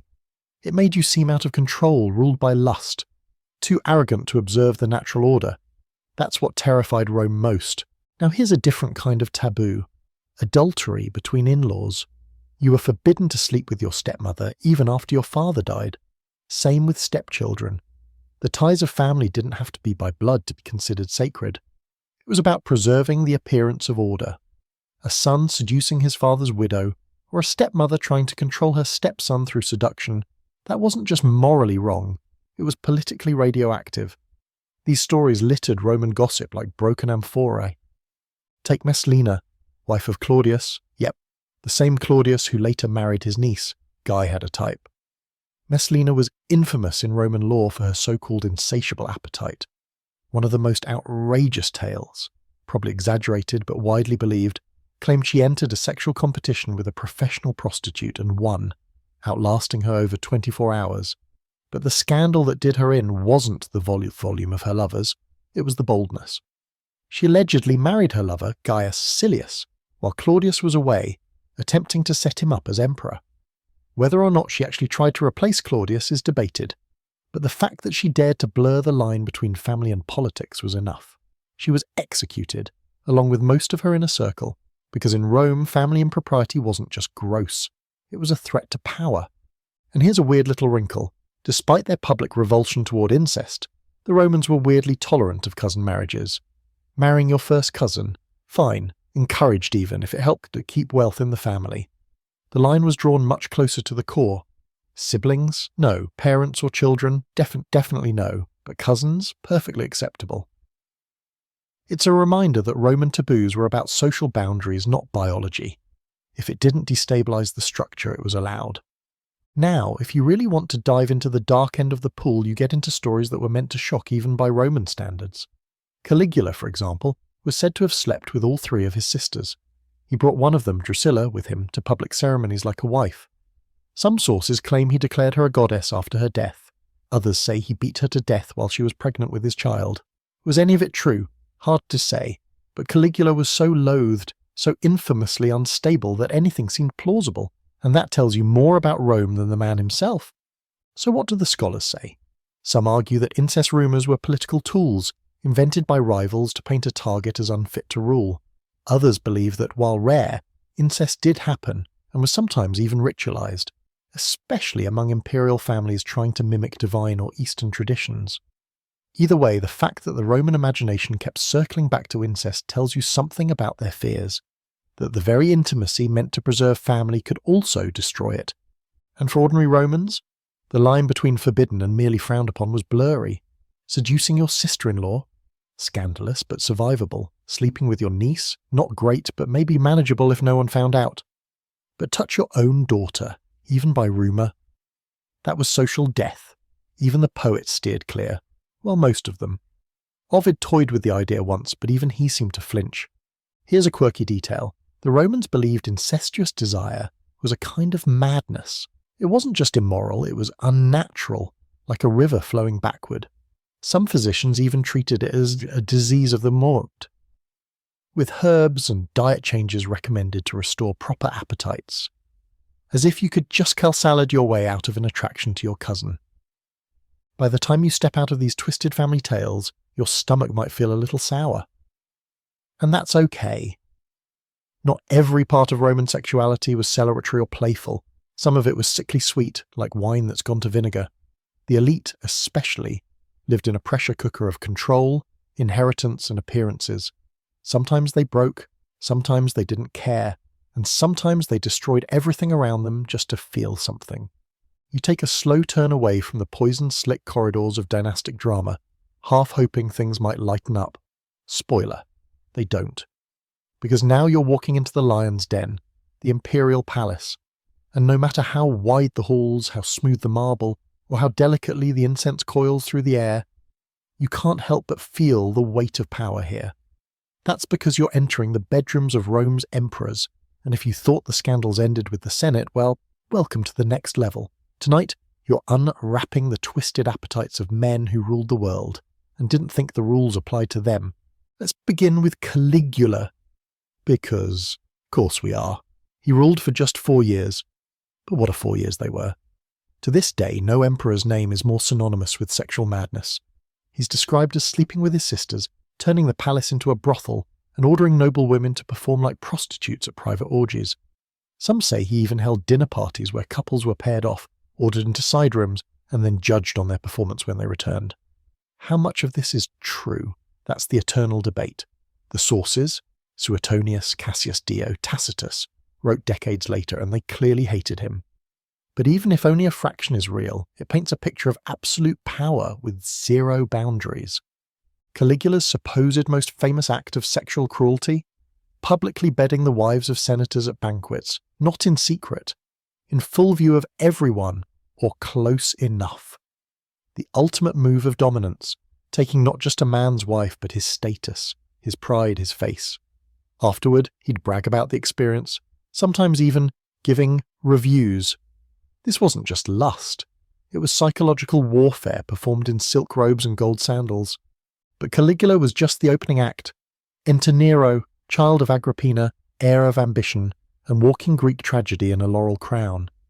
He married his stepsister Claudia Octavia, but he wasn't interested, so he divorced her, accused her of adultery, ironic, and had her executed. Then he moved on to his mistress Poppaea Sabina, who he supposedly kicked to death while she was pregnant. Gruesome, yes, but Nero wasn't finished. One of the strangest, most often repeated stories? Nero fell in love with a young freedman named Sporus, who looked strikingly like Poppaea. So Nero had Sporus castrated, dressed him in gowns, and publicly presented him as his wife. They went on tour together, attended banquets. Nero even gave Sporus a dowry. And no one stopped him. They couldn't, because to defy Nero was to die. In this case, to love Nero was to lose your body and identity, replaced by a ghost of a woman he destroyed. And then there was Elagabalus, the teen emperor who made Caligula look restrained. Coming from Syria and appointed by his grandmother's political maneuvering, he took the throne at age 14 and immediately began flipping Roman norms inside out. He wore makeup, dressed in women's clothes, and declared himself married to a man. Well, technically to several men, one of whom was a charioteer he adored and called his husband. He had wives too, 5 of them, and one of them was a Vestal virgin, an act that was both legally forbidden and cosmically sacrilegious. That's the ancient Roman equivalent of marrying the Pope, live on stage while drunk. Elagabalus built a temple to his sun god and allegedly had himself circumcised, wore jewels on his genitals, and offered huge rewards to doctors who could surgically alter him to become more female. Whether that last part was real, exaggerated, or metaphor for gender nonconformity is still debated. But it points to something bigger. Elagabalus wasn't interested in being Roman. Not in the traditional, straight-laced, straight-postured way. He wanted to exist outside the system, and Rome wasn't having it. He was murdered by his own guards at 17, his body dragged through the streets, thrown into the Tiber, all because he dared to live differently, and publicly. Here's something scholars debate endlessly. Were these emperors truly depraved or just victims of hostile historians? Writers like Suetonius loved to scandalize. It made their work sell, so to speak. The problem is, the sources are often biased, written long after the emperors were dead, shaped by political spin. Maybe Nero didn't marry a castrated boy out of madness. Maybe it was grief, power, or a warped idea of love. Maybe Caligula wasn't mad, just cruel. Or maybe they really were as unhinged as described, and the sources didn't even capture the half of it. There's no CCTV, just whispers scratched into papyrus. And what about the emperors who weren't remembered for scandal? Augustus, for instance, built his entire image around modesty and tradition. But even he was rumoured to have inspected young boys and girls before choosing his dinner companions. Tiberius, known for his withdrawn later years on the island of Capri, was said to have kept minnows, children trained to perform sexual acts underwater for his amusement. Horrifying, yes. Verifiable. Hard to say, but the image stuck, and maybe that's the most Roman thing of all. Sex, in the hands of emperors, wasn't just about pleasure, it was about control, domination, theatre. Whether they were indulging quietly or parading their lovers through the forum, emperors understood the power of erotic narrative. Sleep with a man? That's gossip. Be seen sleeping with a man? That's a political move. Take a senator's wife? That's a headline. Castrate a lover and call him your bride? That's an act of cultural rebellion with a side of trauma. Here's a quirky tidbit that puts it all into perspective.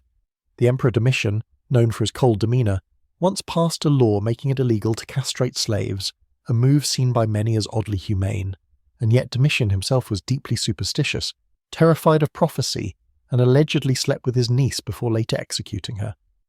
Because even when they tried to legislate decency, Rome's rulers couldn't help but bend back toward darkness. So by the time you step out of the palace's shadow down its over-polished steps, you feel less like you've visited royalty and more like you've survived a fever dream. These weren't just rulers, they were cautionary tales draped in purple. Their appetites weren't just excessive, they were epic, grotesque, sometimes tragic, and always tangled up in power. In Rome, an emperor's bedroom was never just a bedroom, it was a stage, and what happened there could make, or unmake, an empire. You leave the echoing halls of the imperial palaces behind, letting the oppressive scent of burning myrrh and polished marble fade as you make your way down into the humbler, dustier quarters of the city, the alleyways, the workshops, the shared apartments of the insulae. And here, tucked between the vendors hawking honey cakes and the kids kicking a pig's bladder down the street, is where another truth about Roman sexuality flickers to life. Because for all its grand gestures and legal sermons, Rome had a surprisingly complex and evolving relationship with the same-sex attraction. And unlike what you may have heard, it wasn't just tolerated, it was structured, managed, and very, very Roman. Now, to be absolutely clear, the Romans didn't think about sexuality the way modern societies do. They didn't divide people neatly into straight or gay. They didn't argue about identities the way we do. What mattered wasn't who you desired, it was how you expressed that desire. And as always in Rome, that boiled down to power, status, role. If you were a freeborn Roman male, you were expected to dominate in all things, politics, business, and yes, sex. You could pursue women, of course, but also men, or rather boys. More specifically, younger males of lower status, slaves, freedmen, foreigners. The important thing was that you, the Roman citizen, were the active partner, the penetrator. To receive was to submit, and submission was not considered masculine. So a male citizen sleeping with another man wasn't scandalous, unless he was on the receiving end. Then, social death. That's where things get sticky. There were specific insults for men who were too soft, too willing, too pretty. Words like sinaedus and pathicus were hurled like daggers in the street, terms that implied not just sexual passivity, but moral weakness, effeminacy, a lack of control. Martial, Rome's snarkiest poet, laced his epigrams with them. If you wore your toga too loose, had your hair curled, or showed too much thigh at the baths, someone would inevitably make assumptions. This is where gender expression comes into the mix. Rome allowed for a broad range of behaviour behind closed doors, as long as the outward image of masculinity remained intact. A man could visit a brothel and hire a male prostitute. He could keep a beautiful slave boy for pleasure. He could even fall in love with a man, write poetry, weep about it. But if he let that affection change him, if he got too emotional, too submissive, too stylized, then he risked being seen not as romantic, but weak. Too much Greekness, the Romans would say. That was the insult. They blamed the Greeks for everything soft, sensual, or intellectually decadent. Which is ironic because Roman culture borrowed liberally from Greek homoerotic traditions. Philosophers like Plato had long written about the virtues of same-sex love, about male bonds that were intellectually, spiritually, and yes, physically profound. Roman elites, especially those trained in Greek literature, absorbed those ideas. Some embraced them, others mocked them. It depended on who was watching. One of the more curious practices was pederasty, the socially accepted mentorship-style relationship between an older man, Erastes, and a younger one, Eromenos. In Greece, this was often formalized, ritualized, even idealized. In Rome, less so. While young male slaves were often targets of older men's affections or exploitation, it wasn't framed as a noble bond. It was about access and power. A man could have a boy, but he wasn't supposed to care too much. Sentimentality was suspicious, and yet it happened. Love bloomed in unlikely places, in letters, in poetry, in stolen moments. In fact, some Roman graffiti hints at this. Scribbled in a tavern, "I love Felix and he loves me." Another, more pleading, "Come back, Lucius, my bed is cold." These weren't just jokes, they were snapshots of longing, written not for history books but for hearts. The Emperor Hadrian, arguably one of the more dignified rulers, had a famous love affair with a Greek youth named Antinous. Unlike the crude obsessions of earlier emperors, this one seemed tender. When Antinous died, under mysterious, probably tragic circumstances, Hadrian was devastated. He deified the boy, built statues, named cities after him, commissioned temples. It wasn't just mourning, it was an act of imperial love immortalized in marble. Even cynical Roman observers couldn't fully sneer at that. It was grief on a divine scale. Still, not everyone got the Hadrian treatment. Most same-sex relationships stayed hidden in private rooms, in coded poetry, or among the working-class spaces where rules relaxed. Male prostitutes, called exoleti or synaiedi depending on who was describing them, were common in brothels. Some were flamboyant, some were discreet, some were young boys rented out by parents or masters. The line between work and abuse was razor-thin. One historical oddity? The Lex Scantinia, a vague Roman law that supposedly punished adult men who engaged in illicit acts with freeborn male youths. But the law was rarely enforced and usually only dragged out during political feuds when someone needed a reason to drag a rival through the mud. Accuse a senator of violating the law, and you might not convict him, but you'd stain his name. That was enough. Scholars today debate how open Roman same-sex culture really was. Some argue that it was largely repressed, that the fear of being labelled passive kept most men tightly guarded. Others point to the sheer volume of erotic art, graffiti, and literature and say, clearly same-sex desire was woven into Roman life, it just had to play by different rules. The truth is probably both. Rome was a society obsessed with order, and so even love had to obey its rankings. But there were always those who didn't care, who loved anyway, who stepped outside the lines. We have fragments of their stories, letters carved into brick, scribbled declarations, poems, mourning inscriptions on gravestones with two male names side by side sharing a date. Were they friends, lovers, brothers? The record doesn't always tell us, but the heart reads between the lines. Here's a quirky little note. Phallic amulets weren't just symbols of fertility or protection. In some cases, they were worn by men who wanted to signal availability to both genders. It's subtle, but if you were looking, you'd know. Rome had its signals, its codes, its glances across the bathhouse steam. Everyone had a role. The bold played with it. As you move through the crowds again, you realize same-sex relationships in Rome weren't a hidden world. They were a parallel one. Visible to those who looked closely, ignored by those who preferred decorum. Desire didn't care about class or gender, but Rome did, so every love had to pick its place in the hierarchy, or risk being crushed by it. You step into the side streets now, past herb sellers and bead stalls, past the scent of roasted pine nuts and sharp vinegar wine, until you reach something that looks, well, surprisingly cute.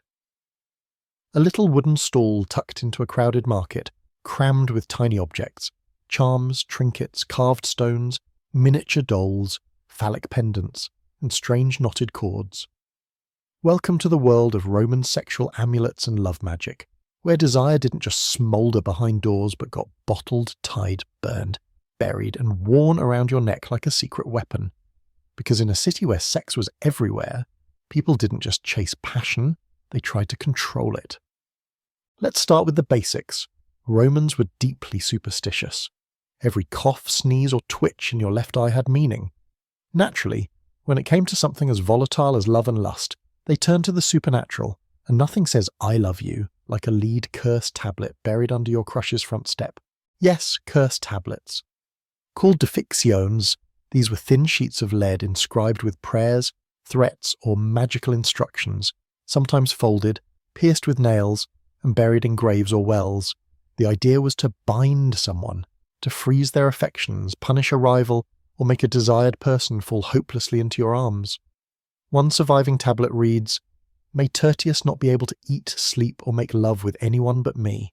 Another says, "Blind her eyes, twist her insides, let her burn with longing." Subtle? Not at all. Effective? That depends who you ask. Many of these were love spells, but just as many were about revenge. The line between erotic obsession and pure malice was thin. If your lover left you, you didn't cry into a pillow. You scribbled down their name, called on Mercury or Pluto, or some local underworld spirit, and buried that pain in the dirt, along with a fingernail clipping or a lock of hair if you were going full hardcore. The Romans didn't just feel love, they weaponized it. But that's just one side of the coin. On the other end were the charms of attraction, the aphrodisiac amulets. These were lighter, flirtier, and usually a little cheeky. A common example, the fascinum, the ever-present Roman phallus, turned into a pendant, door ornament, or wind chime. Some were simple, others had wings or little feet. You'd find them dangling from necklaces, sewn into children's clothing, carved into walls. Yes, children's clothing.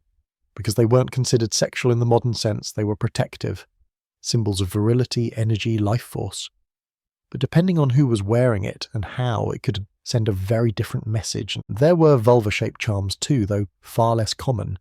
Some were carved into small objects and slipped into pouches with herbs, meant to draw a lover's attention or enhance fertility. Others were baked into cakes for weddings, hidden among the raisins like a sexy fortune cookie. A bride might wear a charm to ensure her husband's desire never waned, or that it returned if it had already started to wander. Which, let's be honest, was probably happening before the wedding wine was even poured. And then there were potions. Aphrodisiacs were big business in the ancient world. You've got your expected ones, oysters, honey, anise, wine. But then things get weird. Goat bile, ground up lizard tails, wolf tooth powder, even Spanish fly, a bright beetle that was ground into a burning hot paste and mixed into the drinks. It caused blisters, irritation, and occasionally death. But hey, no risk, no romance, right? Roman medical writers like Pliny and Galen catalogued dozens of recipes for arousal and fertility. Some involved rubbing mixtures onto the thighs, others were to be swallowed, others still were burned as incense while reciting incantations. One especially charming recipe advised men to carry a dried mouse in a leather pouch during sex to ensure stamina. Another recommended boiling onions in donkey de milk for a pre-intercourse tonic. If that doesn't scream irresistible, nothing will. But magic wasn't just for lovers. Jealous spouses used it too. A woman might hang a charm over her door to keep rival women away. A man might sneak a cursed object under his wife's bed if he suspected infidelity, or just wanted to keep her docile. The overlap between sex, control, and the supernatural was constant. When trust failed, magic stepped in. You'll even find references to love magic in Roman literature. In Ovid's Amoras, he jokes about women tying love knots and mixing secret potions. In The Golden Ass by Apuleius, we get a more sinister look. A witch seduces, manipulates, and curses with erotic spells, turning desire into destruction. These stories both mocked and acknowledged a cultural truth. Romans believed in this stuff. Maybe not always literally, but emotionally. Magic gave them a way to express fear, hope, and longing in a world ruled by hierarchy and law. Here's a quirky twist for you. Some love spells were written backward, or in magical gibberish, not because the gods preferred gibberish, but because it added a layer of mystery. The harder it was to read, the more powerful it felt. Some even included strings of nonsense syllables, like magical passwords. Abracadabra has roots in ancient charms. And yes, people paid for these. They bought them in markets, from street magicians, old women with wrinkled hands and too many teeth, or shady scribes who promised results by the next full moon. And of course there were scams. You knew that already. Not all love charms were made with divine intervention. Some were just a clever way to charge desperate people for herbs and shiny trinkets. A lovesick merchant hands over a coin for a guaranteed seduction spell, only to discover it's just crushed mint and beetroot juice. But in a way, it still works. Belief was part of the magic. Scholars debate how seriously Romans took all this. Was it mainstream? Fringe? Most agree it was somewhere in the middle. The educated elite scoffed publicly at love magic, but many of them also quietly hired someone to curse a rival or boost their bedroom luck. Even the Emperor Augustus had magical protections placed in his home, including phallic charms above the doors and secret inscriptions to ward off envy. Because when it came to power and pleasure, no one wanted to leave anything to chance. As you step back into the sunlight, one of those little charms dangling from your fingers like a forgotten souvenir, you realize something strange. Rome didn't separate sex from spirituality. They overlapped, intertwined. Lust was divine, dangerous, delicate. And if you couldn't earn someone's love with status or poetry, you could always bury a spell under their garden path and hope the gods, or ghosts, answered. You find yourself on a quiet rooftop now, looking out over terracotta tiles, clotheslines, and chimneys puffing lazy trails of smoke into the early evening sky. The noise of the forum fades beneath you, the clatter and politics and all that performative Roman virtue. Up here, it's a little different, a little more daring, because you're about to meet the rarest figures in Rome's erotic landscape, women who actually took control, not quietly, not politely, not in the shadows, but boldly, with strategy, sometimes scandal, and more than a little sass. Tonight, we're lifting the curtain on the women who flipped the script. Let's start with a reality check. Roman society wasn't built to let women steer the wheel, especially not sexually. The model woman was modest, obedient, married by 14, and ideally scribbly unless she was naming herbs or instructing a slave. But of course, people are people, and some women weren't interested in playing parts written by crusty old senators with bad sandals and worse opinions. Take Fulvia. She wasn't just a power player, she was a political hurricane. She married 3 men, all influential, including Mark Antony. While her political influence is usually the headline, Fulvia also had a personal reputation for being, let's say, unapologetically involved. One story claims she had the severed head of Cicero brought to her and, just for fun, pierced his tongue with a hairpin, possibly the same one she'd used in her coif that morning. Was it revenge? Performance? Either way, it screams, I am not your typical Roman matron. Then there's Claudia Metelli. Yes, that Claudia, the one who broke Catullus's heart and possibly poisoned a man or two. She was so literate, fiercely intelligent, and unafraid to love loudly. In a world where most women had to sneak around to see lovers, Claudia just walked into the forum and dared anyone to stop her. She hosted salons, she quoted Greek poetry, she flirted in public, she was accused of sleeping with her brother, bribing politicians, and running an underground club of aristocratic hedonists. Are all those things true? Probably not, but people believed them because they could imagine her doing it, and that alone made her dangerous. But it wasn't just elite women bending the rules. Freedwomen and sex workers sometimes managed to carve out their own kind of independence, economic and erotic. Some owned property, others ran their own taverns or brothels, a few even managed to retire with wealth and lovers of their choosing. One inscription from a freedwoman named Glycera reads like a mic drop. She lived as she pleased, loved as she pleased, and owed no man a debt. That's not just empowerment, it's rebellion etched in stone. Still, the most intriguing cases were women who operated within the rules, barely, but used them like knives. Agrippina the Younger, Nero's mother, was a master of this. She played the perfect Roman widow, modest veil, sad eyes, maternal concern. But behind the scenes, she orchestrated alliances, seduced powerful men, and maneuvered her son onto the throne. According to some sources, she even offered herself to her son as a way to control him sexually. Is that true? Maybe, maybe not. But again, the rumour worked because she was already terrifyingly competent. And competence in a Roman woman was always suspect. One curious tool of control: literacy. Roman women weren't supposed to read or write fluently. That was for scribes, poets, and men who liked to show off their Greek. But the women who could write letters, poems, love notes, held power over men who weren't used to being outversed. Sulpicia, whose poetry still survives, didn't ask for permission to love. She just wrote, I am no ashamed to admit it. I chose him, and I delight in that choice. It's not a whisper, it's a roar, dipped in ink. Now, scholars will debate endlessly. Were these women exceptions, or do they hint at a broader undercurrent? Some argue they were rare outliers, unique and privileged. Others suggest that more Roman women were subverting expectations all the time, just more discreetly, After all, power doesn't always look like marching into the Senate. Sometimes it looks like choosing who to let into your bed and why. Even fashion could be a form of rebellion. The standard Roman woman wore a stola, a long, modest garment that practically screamed, "I'm respectable."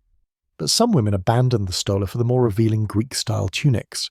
This wasn't just a wardrobe choice, it was a statement. Roman men lost their minds over it. Poets accused them of promiscuity, moralists clutched their scrolls, but the women didn't stop. Some wore perfume heavily, some painted their cheeks. These weren't random choices, they were signals. I am not here to be quiet. Let's talk about Roman cosmetics for a second. While the average matron might apply a bit of rouge with crushed rose petals, bolder women experimented with elaborate hair dyes, saffron eyeshadow, and lip colour made from mulberries or, disturbingly, cinnabar, a toxic mercury compound. They wore jewellery that jingled, cloaks in rich purple tones normally reserved for aristocrats, and snake-patterned sandals. They weren't dressing for subtlety, they were dressing like they owned the damn street. Here's a quirky footnote. In some cases, Roman women wrote their names above their lovers on graffiti. A reversal of the usual order. It seems like nothing, right? But in a world that treated women's names as private, almost sacred, writing it publicly and boldly, especially linked to a romantic conquest, was an act of defiance. "I love Secundus," reads one wall. "He is mine. Not beloved by or sought by, just mine." That's the whole game right there. Even inside marriages, women could find subtle ways to assert control. They learned how to manipulate inheritance laws, how to secure property through carefully worded wills, how to maneuver alliances through their children. A clever Roman matron could turn her home into a fortress of quiet influence. She might not be able to vote, but she could decide who got her daughter's hand. She could shape the next generation of Rome, one subtle word at a time. Of course, these acts of power came with consequences. Women who stepped too far out of line were smeared as nymphomaniacs, witches, or traitors. Roman literature is full of panicked warnings about the woman who reads too much, talks too much, or wants too much. But the fear itself, that's proof of the threat. If Rome had truly believed women were powerless, it wouldn't have worked so hard to keep them in line. By the time you step down from that rooftop, the light fading into the kind of soft orange that makes every scandal seem like a legend, you realise something. Roman women were never just scenery.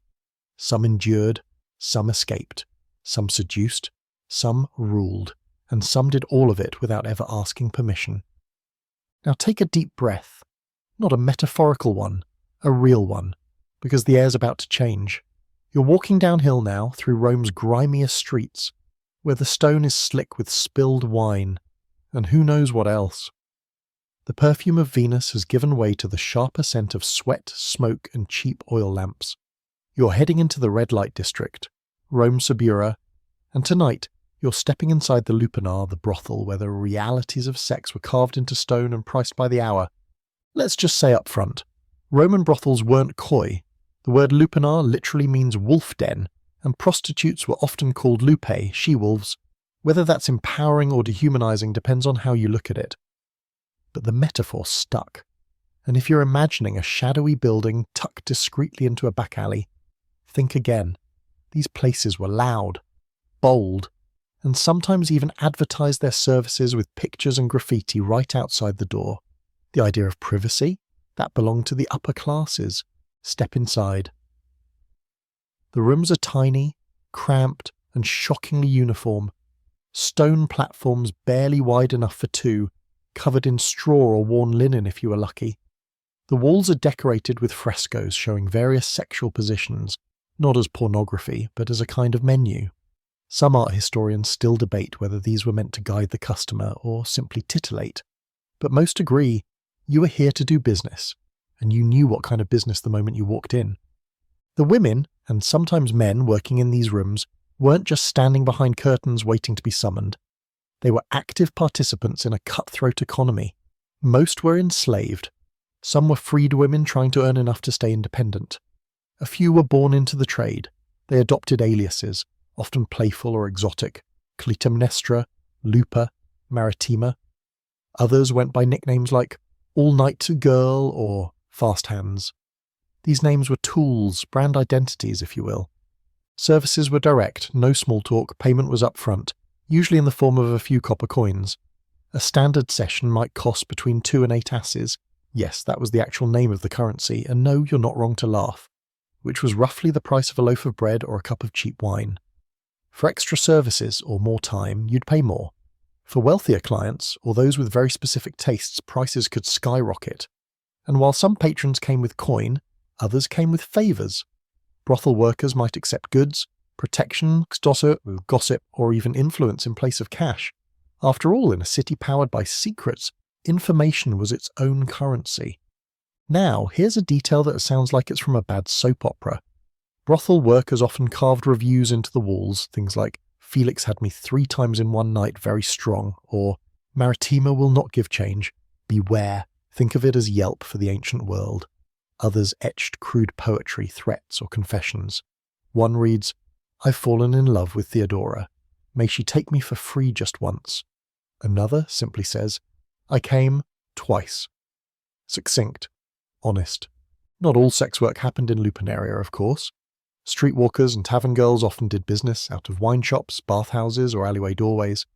These makeshift workplaces were less protected and often far more dangerous.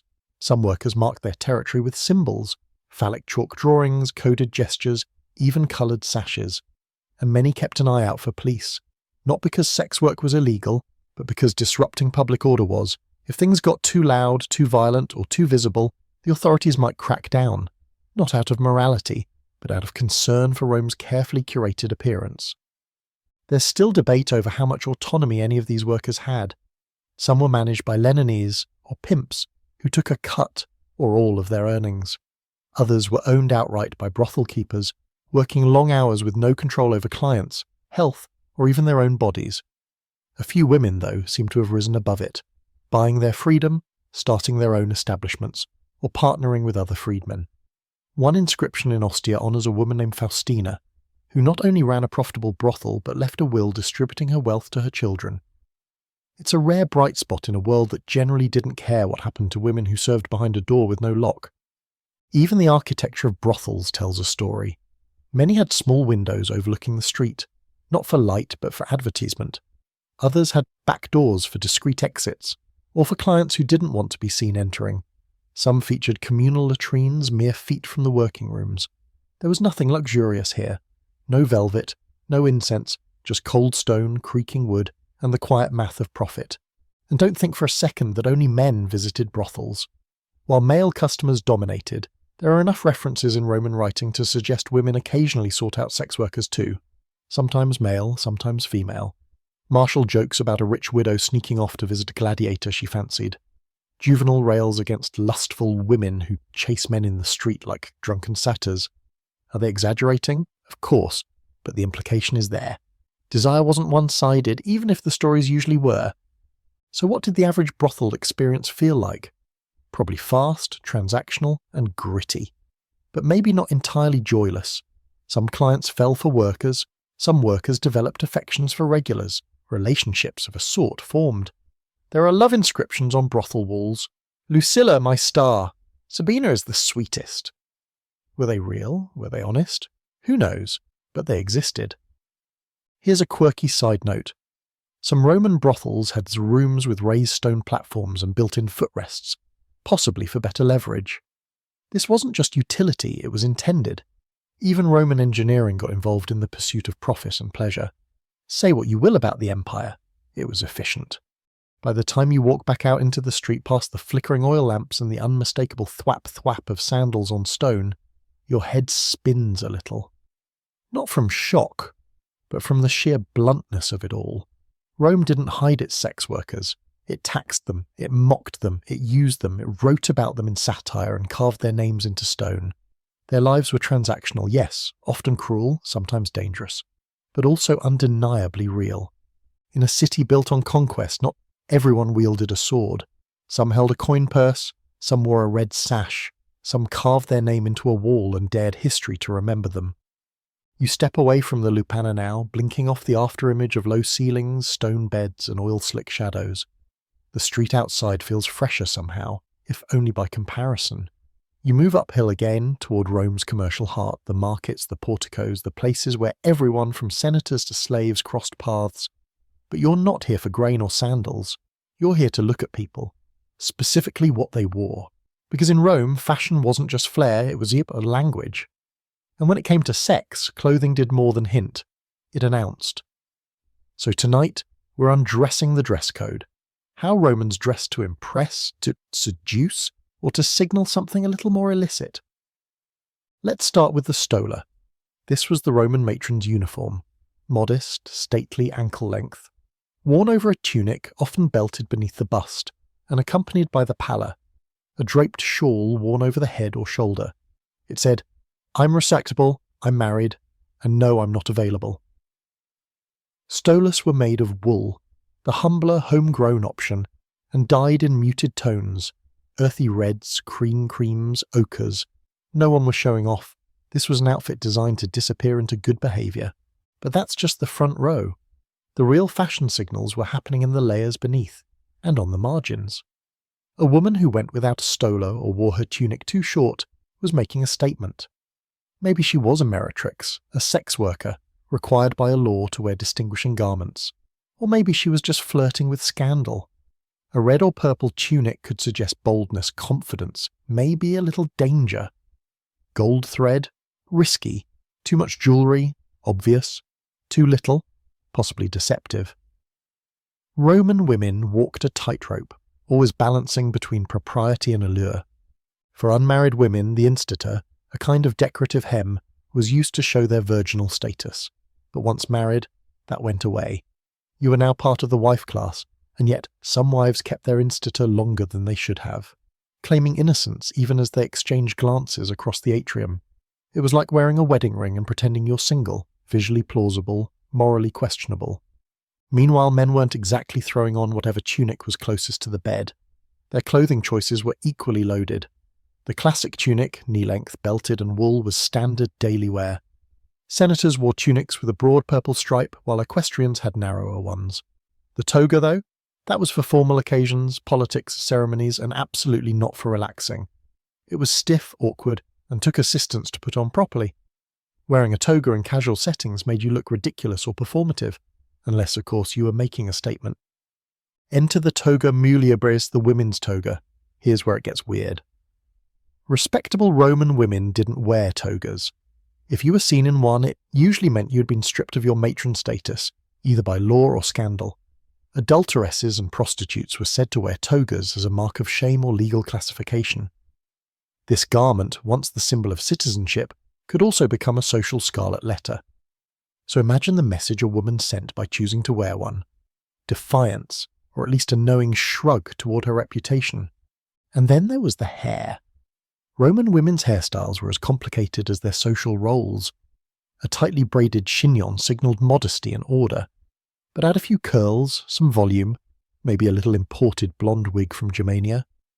Suddenly you're sending a different message. Extravagance. Ambition. Sexual confidence.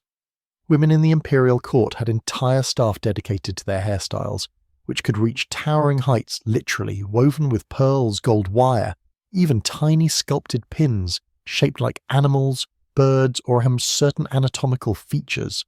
It was art, but it was also a billboard. Roman men weren't above grooming games either. A beard could signal mourning, but also Greek affectation. Clean-shaven was standard for much of Roman history, especially among the upper class. It implied discipline, self-control, and access to personal slaves who shaved you without nicking your jugular. But during certain imperial reigns, hello Hadrian, beards came back in style, often signalling intellectualism or a connection to Greek culture. Whether that was sexy depends on your type, but at the very least it suggested thoughtfulness, or someone trying very hard to appear thoughtful. Now let's talk nudity. Because in Roman art, bodies were everywhere, muscled, idealized, often heroic. But in daily life, nudity was heavily context-dependent. In the baths, normal. In the bedroom, expected. In the forum, absolutely not, unless you were being punished. Nakedness wasn't inherently erotic, but public nakedness was always political. Even exposing your chest could be a protest, especially for women. Vestal virgins, for example, were expected to remain covered at all times. A flash of skin from one of them wasn't just scandalous, it was blasphemous. Then there were erotic accessories. Some of these were subtle. A love charm tucked into a sleeve, a small phallic pendant worn beneath the tunic, scented oils rubbed into the wrists and behind the ears. Others were not. High-class courtesans might wear sheer fabrics imported from the East, diaphanous silks that left little to the imagination. One poet describes a woman's gown as being woven of whispers, an absolutely delicious way of saying basically see-through. Here's a quirky fashion trend you might not expect. Some Roman men wore breastplates not into battle but into bed. Erotic ones, decorated with phallic imagery or Venus symbols designed to play into performance. Sex as theatre. And while that may sound ridiculous, it was taken seriously enough to warrant high craftsmanship. If you're wondering how that works logistically, so are scholars. One more strange fact, the use of colour in undergarments. Most Romans didn't wear much beneath their tunics, maybe a subligaculum, a kind of loincloth or simple wrap. But some women, especially those performing in erotic dances or banquets, wore red or black underthings as part of the tease. A flash of red beneath a cream tunic was deliberate. A bit of black silk caught in the torchlight could be the ancient version of a lace bra strap, suggestive, fleeting, entirely intentional. Scholars today are still puzzling over how much fashion functioned as sexual signalling in Rome versus just style. Was a golden brooch a love lure or just a nice accessory? Did a sheer veil mean seduction, or was it just a hot day? But when you look at the full picture, paired with poetry, law and graffiti, it's hard to believe clothing was just about comfort. Romans didn't do subtle very well. If something had a social meaning, it usually had a second meaning tucked in there too, like a joke only your friends would get. As you step back into the city's steady pulse, you can't help but glance at the people walking past. That man's stripe is too wide for his station. That woman's pallor is slipping off her shoulder just a little too easily. Are they sending signals or just badly dressed? In Rome you never really knew, but you watched anyway. You're moving a little slower now, the city heat pressing down like a heavy curtain, and your feet aching just a bit from all this time travelling. You duck into a shaded portico hoping for a breeze, and end up in the company of someone you wouldn't normally think of when talking about sex, a Roman doctor, or maybe a philosopher. Either way, he's holding a scroll lecturing quietly to a few scribes about fluids, humours, and why too much sex makes your spleen shrivel. Tonight, we're diving into the gloriously awkward, surprisingly detailed, often hilariously wrong world of Roman medical beliefs and aphrodisiacs, where science meets libido and common sense quietly steps out the door. Let's start with the basics. Roman medicine was built on a foundation of Greek theory, especially the humoral system, the belief that the body was governed by 4 fluids: blood, phlegm, yellow bile, and black bile. Health was about balance, imbalance caused illness, and sexual activity, that was a full-body event. According to thinkers like Galen, sex could either restore harmony or destroy it, depending on how you did it, how often, with whom, and whether Mercury was in retrograde. For men, ejaculation was considered a literal loss of vitality. Too much sex could weaken your knees, dull your eyesight, and shrink your testicles. On the other hand, too little sex caused build-up, resulting in melancholy, aggression, and in extreme cases, madness. A blocked man, as one writer put it, could become anxious and ungovernable. The medical solution? Regular solar, controlled release. Not too often, not too rarely. Like olive oil. Drizzle, don't drown. Women, of course, were seen as even more complicated. The Roman medical world operated under the firm belief that the female body was not only mysterious, but hysterical, literally. The uterus was thought to be a wandering organ, floating freely inside the abdomen, occasionally pressing on the lungs or liver, and causing everything from fainting to depression. Too much sexual inactivity, they believed, caused the uterus to become dry or restless. This wandering womb theory was popular for centuries. The cure, sex, or more accurately orgasm. But here's the twist. They believed both partners had to climax for conception to happen, which meant Roman doctors, many of whom were men, thought it was medically necessary for women to finish. Progressive? Sure, if only they hadn't also used that logic to justify marital coercion. A Roman midwife, or obstetrix, had a completely different toolkit than her male counterpart. She relied on herbs, hands, and years of watching women labour on reed mats while neighbourhood dogs barked outside. Some of these women knew their stuff, others handed out remedies that sound more like witchcraft. Soot from burned deer antlers, wolf urine, snake skin mixed with honey, applied directly or taken in wine. Aphrodisiacs, contraceptives and abortifacients were part of the kit, passed down from woman to woman in whispers and side glances. Some methods were terrifying. One birth control remedy involved inserting a small sponge soaked in acacia and vinegar into the vagina before intercourse. Did it work? Possibly. Acacia contains compounds that might have some spermicidal effect. But Roman doctors didn't care about the chemical details. They cared about balance, about keeping the body moist, but not too moist. Open, but not too open. You see the problem. Then there were the edible aphrodisiacs. Oysters, of course, have been on the list since forever. But Romans also swore by onions, asparagus, pepper, ginger, and, oddly, raw cabbage. Cabbage was thought to enhance male stamina and reduce post-coital fatigue. One poet joked that the only thing more reliable than cabbage in bed was Mercury himself. On the opposite end, lettuce was considered dangerous. Cool, damp, and effeminizing. Real men didn't eat lettuce. They devoured garlic, drank goat milk, and carried talismans shaped like penises. And there were plenty of talismans. Amulets made from coral, amber, or jet, worn to boost desire or ward off impotence. One common method involved etching erotic spells onto wax figures, tiny dolls of you and your desired partner, then melting them together over coals while chanting a rhyme. It was less 50 Shades, more Build-A-Bear meets black magic. Still, if your crush started blushing whenever you were near, maybe it worked. Or maybe it was the wine. But not all advice was sensual. Some Roman doctors were just plain killjoys. They warned against too much passion, especially for the elderly. Galen thought that older men risked literal death if they pushed themselves too hard in bed. He advised moderation, bland food, and long walks. He also recommended frequent enemas to keep your sex life healthy, because nothing says I love you like colon irrigation. One Roman writer, Celsus, offered a whole list of symptoms for what we'd now call erectile dysfunction, though he put it more delicately: the failure of the member to rise with intention. His treatments ranged from warming poultices to gentle stimulation with hands, scented oils, and a positive attitude. It's hard to say whether any of it worked, but the positive attitude part is, at least, timeless. Here's a particularly strange one.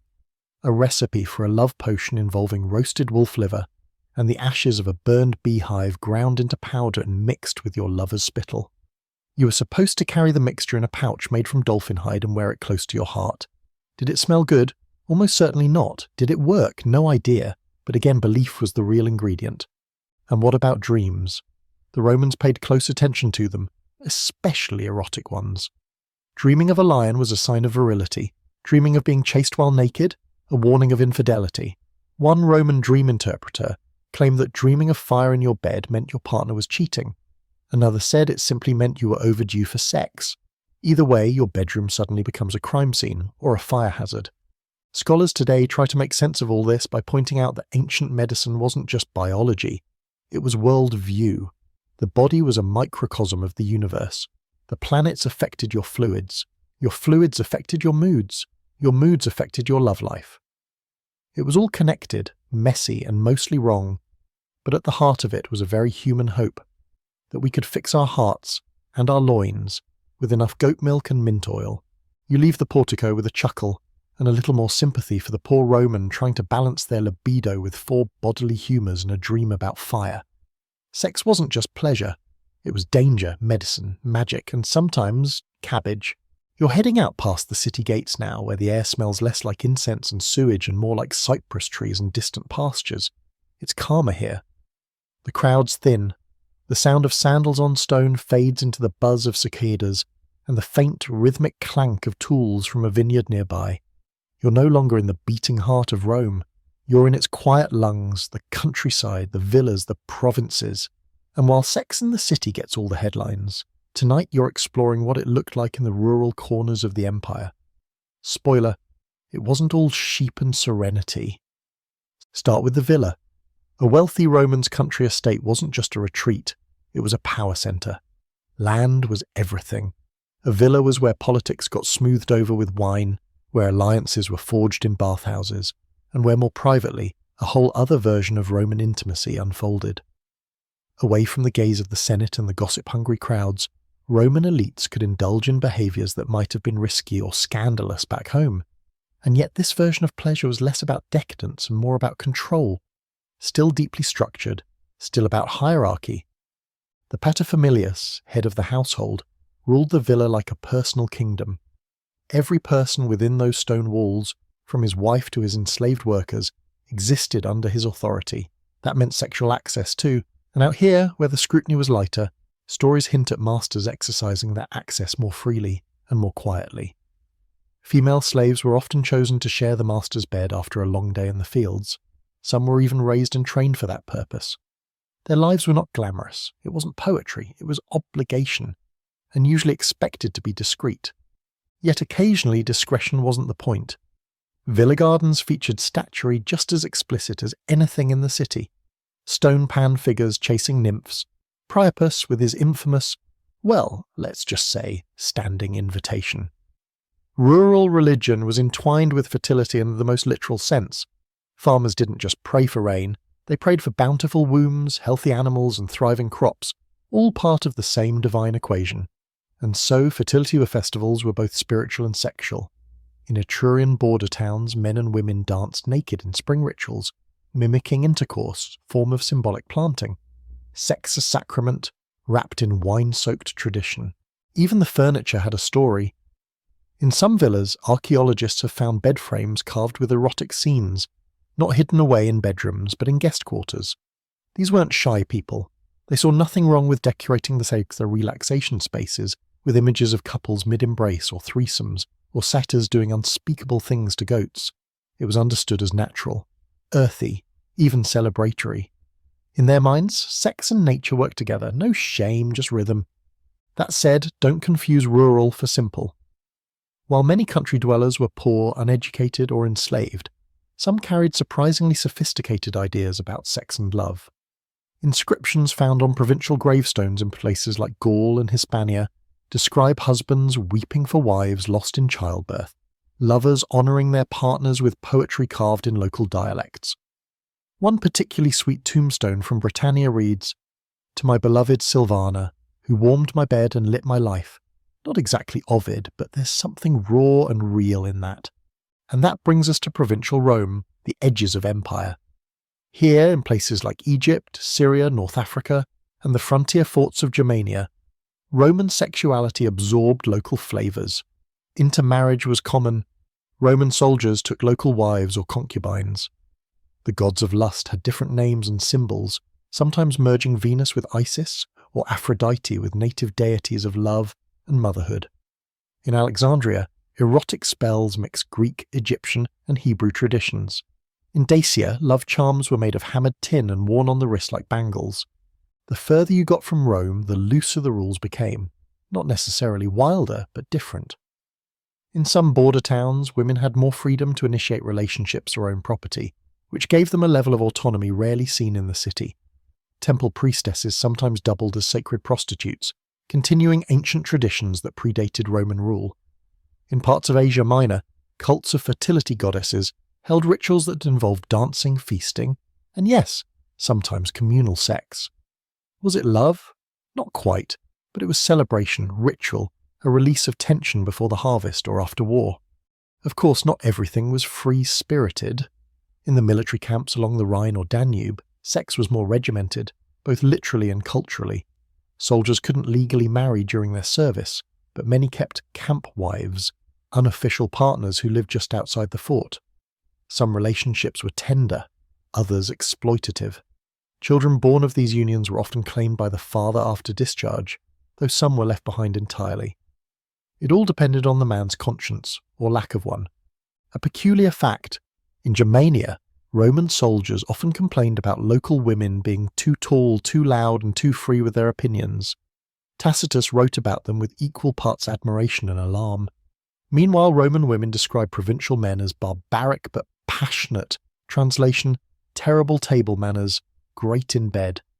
It's amazing how little that sort of review has changed in 2,000 years. And let's not forget the slaves who made these rural worlds run. In the countryside, enslaved people didn't just work. They lived entire lives largely invisible to history, and among them were love stories, quiet rebellions, moments of defiant joy. We find glimpses in graffiti carved into vineyard walls. Lucia loves Marcus, though he belongs to Domitius. Stolen kisses behind the granary. Simple defiant acts of intimacy in places where freedom was a luxury. Some scholars argue that the provinces were places of more sexual fluidity than Rome itself, less burdened by tradition, more open to hybrid customs. Others believe the opposite, that Roman colonizers imposed their rigid morality on the locals, reshaping rituals to fit their system. The truth probably lies in between. There was resistance, assimilation, reinvention. As always, sex was the smoke that rose from deeper fires: identity, power, fear, longing. By the time you sit beneath a lone olive tree, watching two farmhands walk by with arms full of grapes and stories, it hits you. Sex in Rome wasn't confined to silk sheets and palatial scandal. It lived here too, in the dirt, in the ritual, in the quiet look shared between two people who had nothing except each other and a moment out of sight. The empire was vast, but desire travelled well. It spoke every language, it touched every village. It changed with the soil, but it never stopped blooming. You're back in the city now, drawn once again toward its pulse, though your thoughts are still scattered like olive pits along the Appian Way. And just as you start thinking you've seen it all, brothels, bedroom rituals, imperial scandal, goat-based aphrodisiacs, you realise there's one last realm we haven't fully explored. A place where art imitates desire, and sometimes controls it. You slip into a shadowed corner of a wealthy home, past frescoes and mosaics, into a world where sex was painted, sculpted, inked, and staged. Tonight, you're entering the sensual psyche of ancient Rome through its art, literature, and performance. And if you think modern media is obsessed with sex, Rome is here to smirk knowingly. Let's begin with the walls. Roman domestic art wasn't subtle. You've already passed images of lovers mid-embrace on brothel walls, but even in upper-class villas, erotic imagery was everywhere. The House of the Vetti in Pompei, for instance, features frescoes of Priapus balancing his famously oversized endowment on a scale, weighing it against a bag of coins. It's as obvious as it sounds, and no, it wasn't hidden in a closet. It greeted visitors in the entrance hall as if to say, "Welcome, we're fun." You'd see couples in various positions, often inspired by myths: Leda and the Swan, Pan and the Goat, Venus and Mars. The art was meant to amuse, excite, maybe even impress. Look at how cultured we are. Look at what we get away with. In dining rooms, mosaics of Dionysian orgies were common.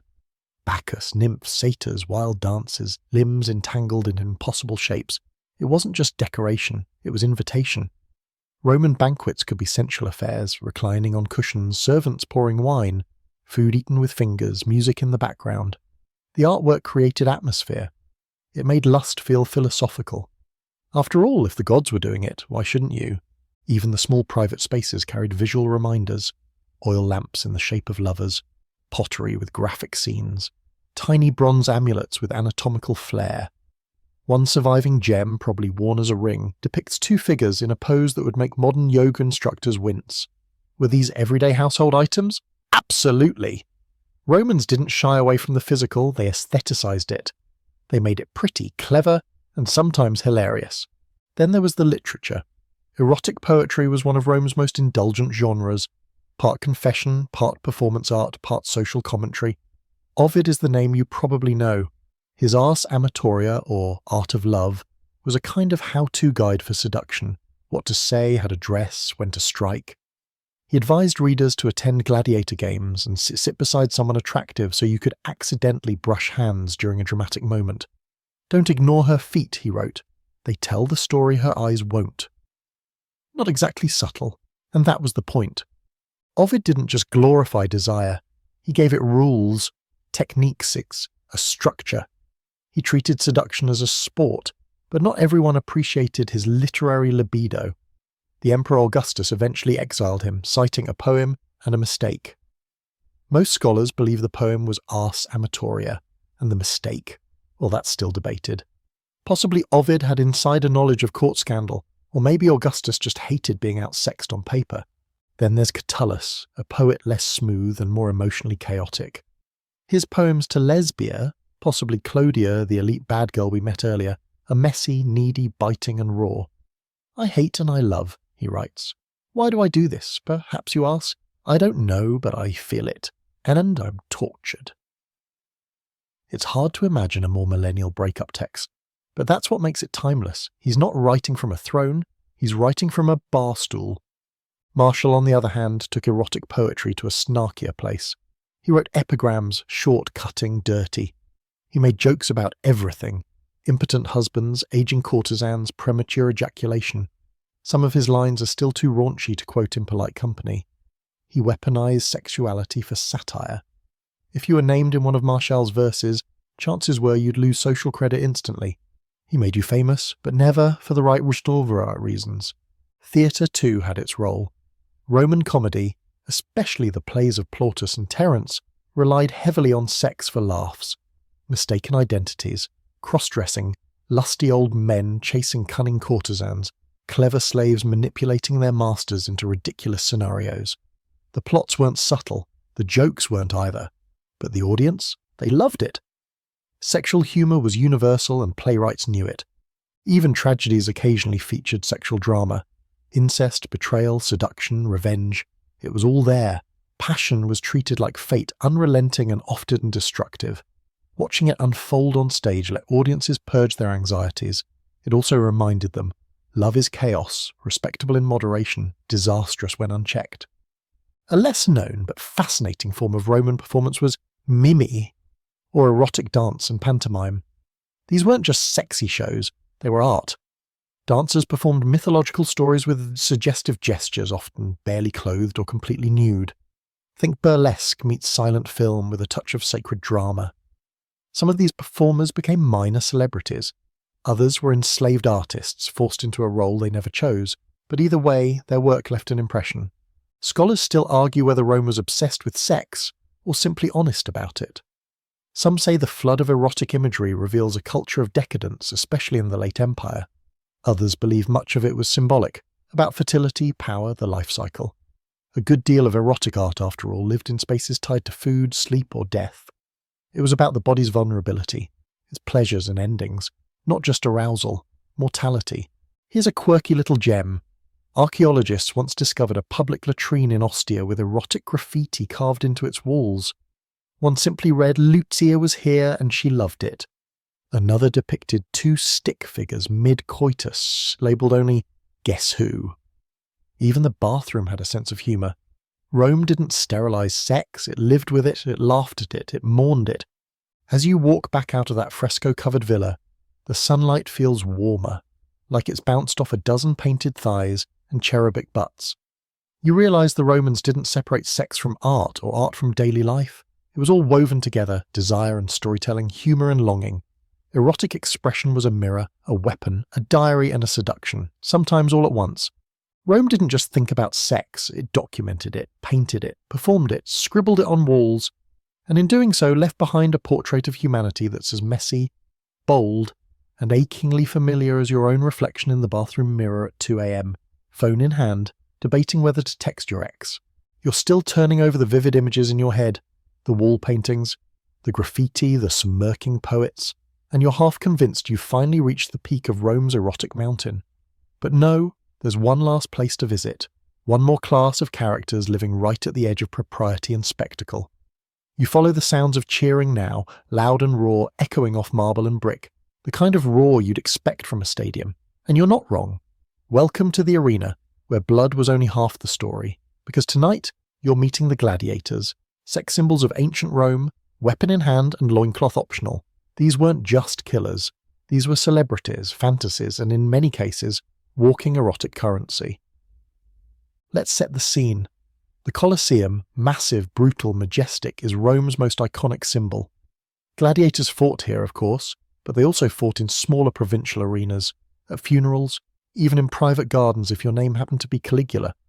And while the violence always took centre stage, the erotic undercurrent was impossible to miss. These men were muscled, oiled, half-naked. Their armour covered just enough to suggest what it didn't, and the contrast of beauty and danger was part of the appeal. The average gladiator was a slave or prisoner of war, trained in a ludus from school, or and owned by a lanista, trainer/manager. Think of it like ancient UFC meets human trafficking. But here's where it gets weird.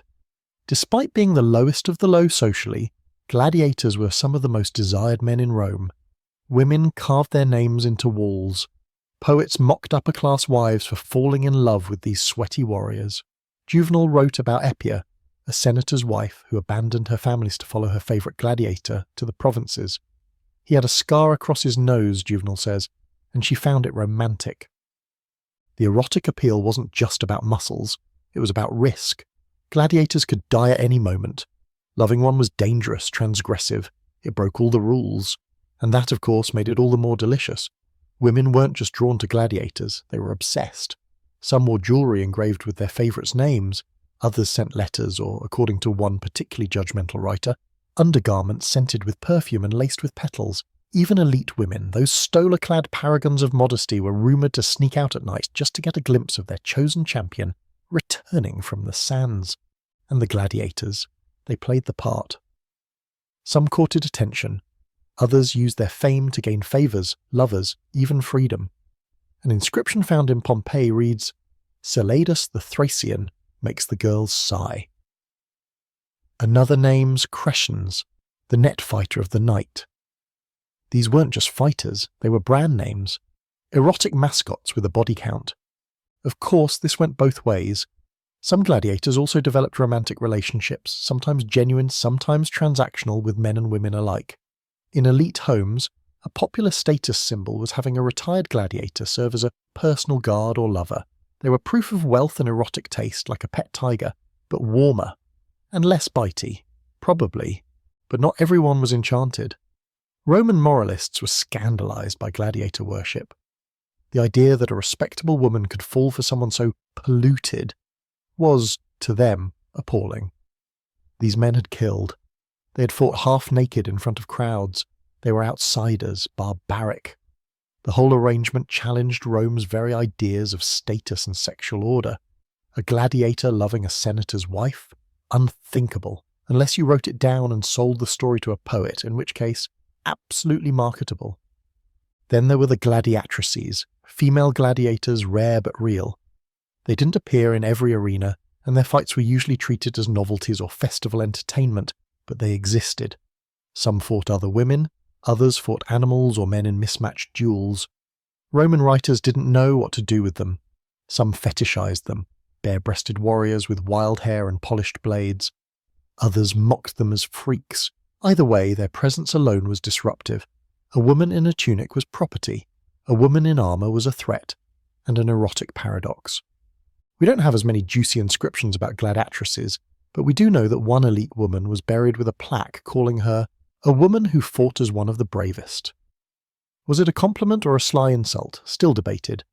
But the fact that her epitaph references her arena life at all suggests she was proud, or at least unashamed. Here's a particularly bizarre twist. Gladiator sweat was sold as an aphrodisiac. That's not poetic, it's historical. Vendors collected the sweat from post-fight rub-downs, sometimes mixed with the scrapings of the arena sand, and sold it in tiny vials to women as love potions or skin care.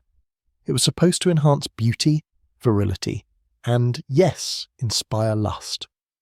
Modern dermatologists would probably scream, but the ancient world said, "Rub this into your cheeks and he'll be yours forever." Meanwhile, gladiator blood was also prized, not just sexually, but spiritually. Some believed it could cure epilepsy, others thought it transmitted strength.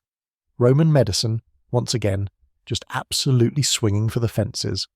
Scholars still debate how much of the gladiator as sex symbol persona was theatre, and how much was genuine cultural obsession. Were they really seen as lovers, or just living pornography?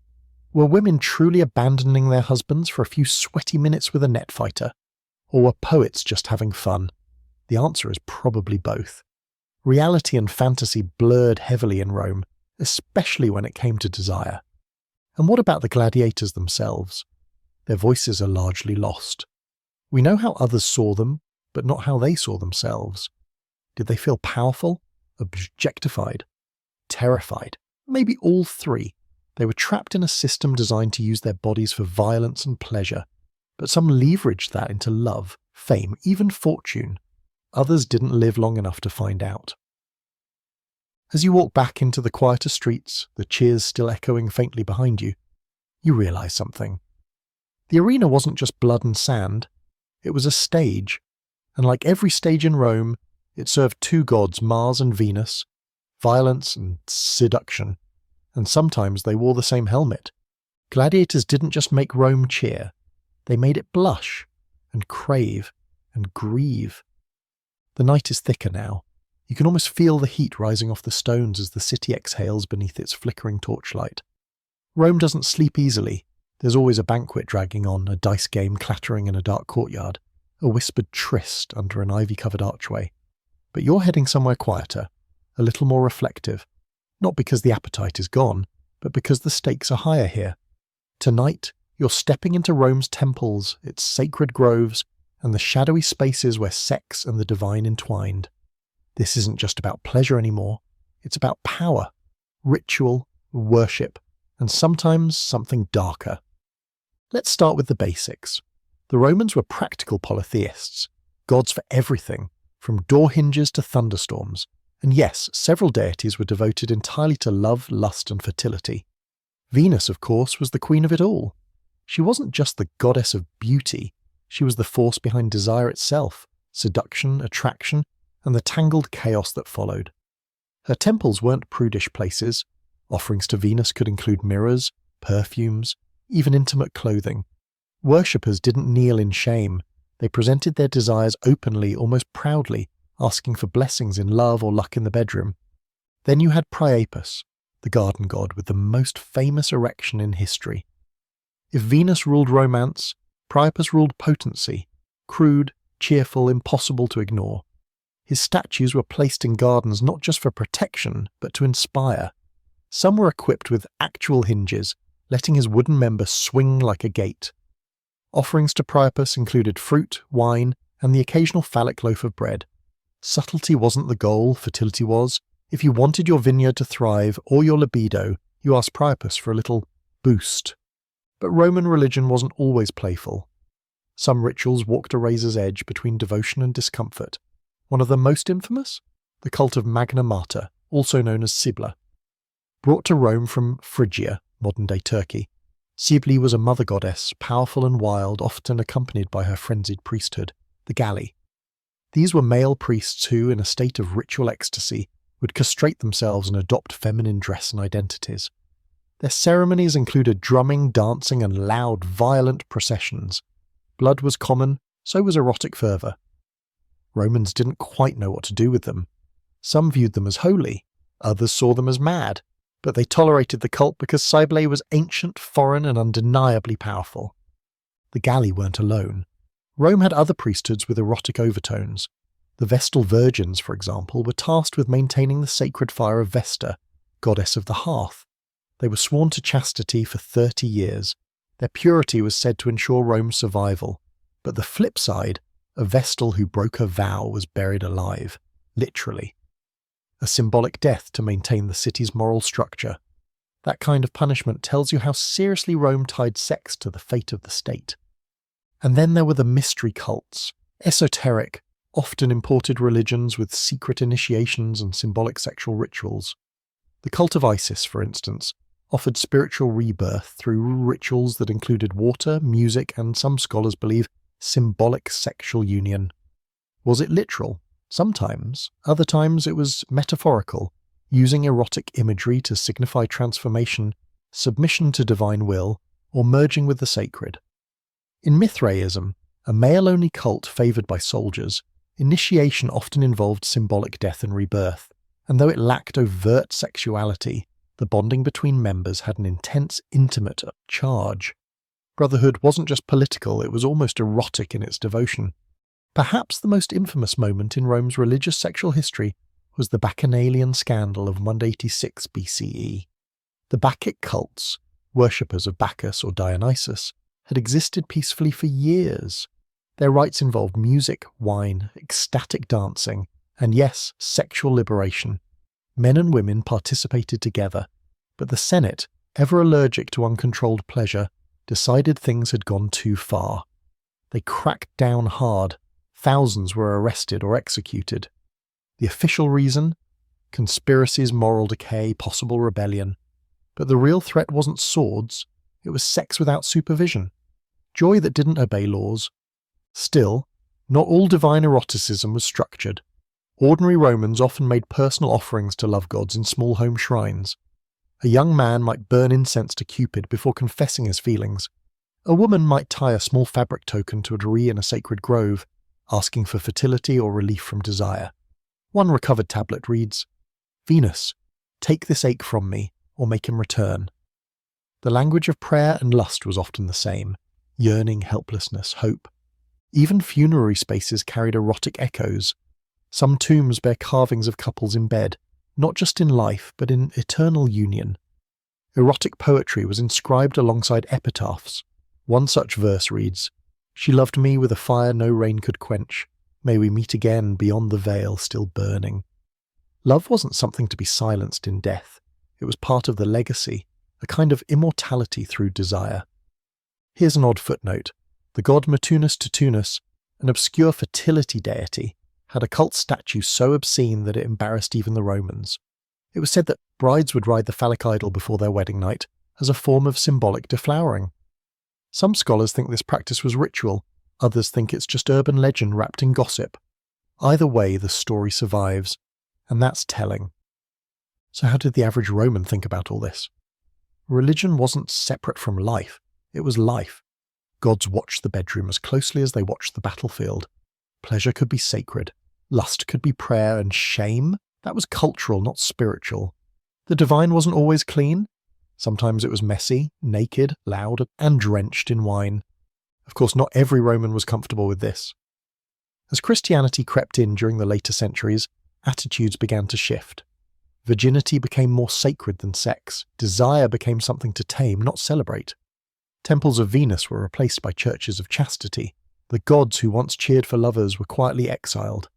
But for hundreds of years, Rome worshipped with its whole body. It prayed with touch, honoured gods with sweat, and believed deeply that love and lust were not sins, but sacred instincts. To lie with someone wasn't just pleasure, it was a way to touch the divine.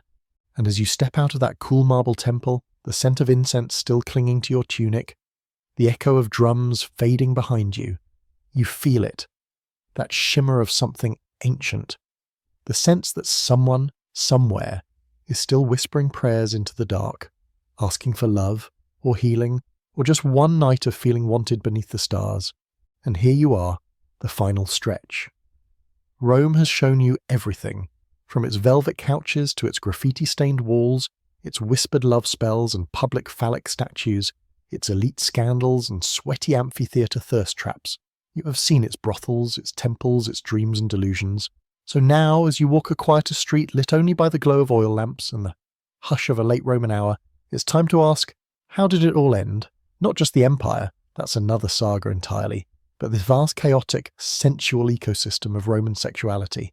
Because it didn't just disappear, it was challenged, rewritten, and slowly, brick by erotic brick, replaced. Let's begin with the growing murmur from Judea. In the early years of the empire, Judaism was already present in Rome, and its sexual ethics stood in sharp contrast to the Roman norm.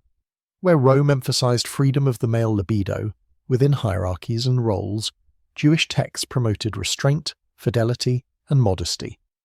Sex was sacred, yes, but tightly confined within marriage. Prostitution was frowned upon. Adultery wasn't just messy, it was a sin. These ideas quietly took root in Rome, especially among those tired of the city's excesses. Then came Christianity. What began as a fringe movement among the poor and persecuted eventually blossomed into one of the most powerful forces Rome had ever seen. And its message? Radical. Sex, once woven into the spiritual and social fabric of Rome, was now suspect. Pleasure was dangerous. The flesh was weak. Virginity became a virtue. Chastity, once reserved for priestesses and symbolic ritual, was now the gold standard for anyone chasing moral perfection. Of course, early Christians weren't unanimous.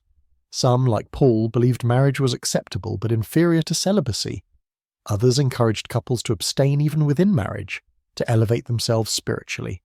Suddenly, the gods of lust were no longer divine, they were demonic.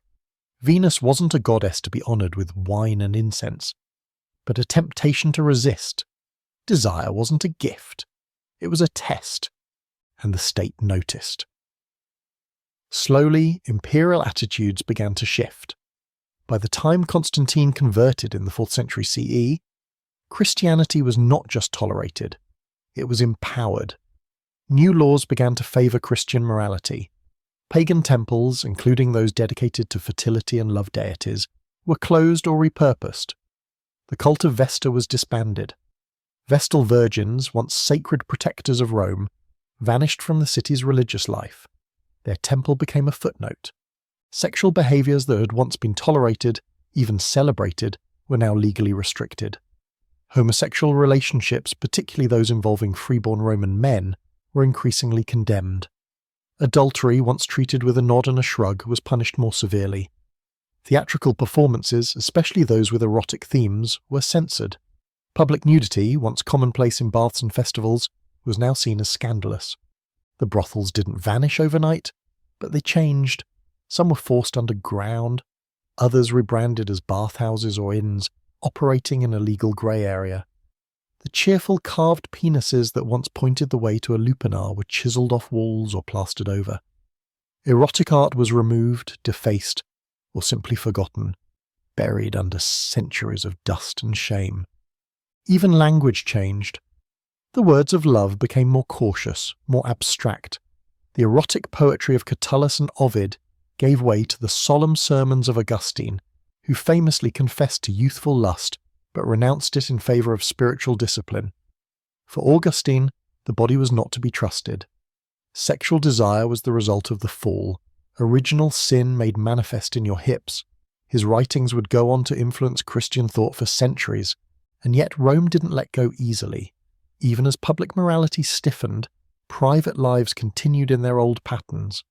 Love letters were still exchanged, secret affairs still flourished, perfumed oil still found its way onto waiting skin. But now it came with a layer of guilt, a whispered prayer of repentance, a promise to do better next time. In some corners of the empire, especially the rural areas, older beliefs clung like ivy. Shrines to Venus still received offerings, erotic mosaics were hidden, not destroyed. In Pompeii, frozen in time by volcanic ash, Rome's sensual spirit was preserved like a dream in amber, waiting for archaeologists to rediscover it and inevitably blush. Even after Rome's political collapse in the West, its legacy of desire lingered.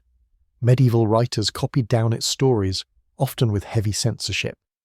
Renaissance artists dug up its statues and copied its poses. Poets rediscovered Ovid and swooned all over again, and us? We're still sorting through it, still wondering how they lived, loved, lusted, still fascinated by a world where sex wasn't just physical, it was art, religion, politics, economy, performance, and rebellion. So where does that leave you? Standing in a quiet courtyard maybe, the moon bright above, a breeze slipping through the columns, you've seen how Rome turned sex into spectacle, into system, into scandal, and finally into silence. You've seen how desire both upheld and subverted power, how it was painted, performed, punished and protected, how it crossed lines, gendered, social, legal, and left behind lipstick-stained graffiti and half-erased names on stone. You probably started this journey with a little curiosity, maybe a chuckle. And now you've got the full picture, messy, layered, deeply human. Rome didn't invent sex, but it definitely turned it into something unforgettable, so here you are. Not in a brothel or a villa or a temple this time, but somewhere softer. Maybe in your bed. Finally, the lights low, the ceiling a quiet canvas above you. You've just spent what might be the most epic bedtime journey through history's most chaotic, complex, and unabashedly sensual civilization. And even though we've laughed, cringed, and probably raised an eyebrow or two together, now it's time to breathe out. Rome, this city of gods and gutters, of emperors with appetites and slaves with secrets, never really ended. Sure, the marble crumbled, the aqueducts cracked, and the last senators muttered their final laws into a void. But Rome, in all its raw humanity, still flickers in us. In every love letter, in every awkward first date, in every public scandal and private craving. We still wrestle with the same questions. What does love mean? Where does desire cross the line? Who gets to want and who gets punished for it? You've seen that sex in ancient Rome wasn't just physical, it was structure, it was rebellion, it was economy, it was performance, it was amour from the way lovers touched to the way laws controlled bodies. You've watched women bend the system, men become objects of lust, emperors rewrite rules, and poets pour their longing into ink. You've peeked inside bedrooms and bathhouses, scrolled the ancient version of Tinder carved in stone, and walked the line between sacred and sinful. And now, as your eyes begin to soften, and the details blur into the kind of dreamy haze only history can create, remember this. Rome may be ancient, but the people were not so different from us. They wanted to be seen, to be held, to be desired. They carved their names beside the ones they loved, and left behind 1,000 echoes of hands reaching for one another in the dark. So sleep now, traveller. You've earned it. May your dreams be filled with moonlit villas, misquoted poetry, and exactly one tasteful fresco of Priapus, because even history deserves a little mischief.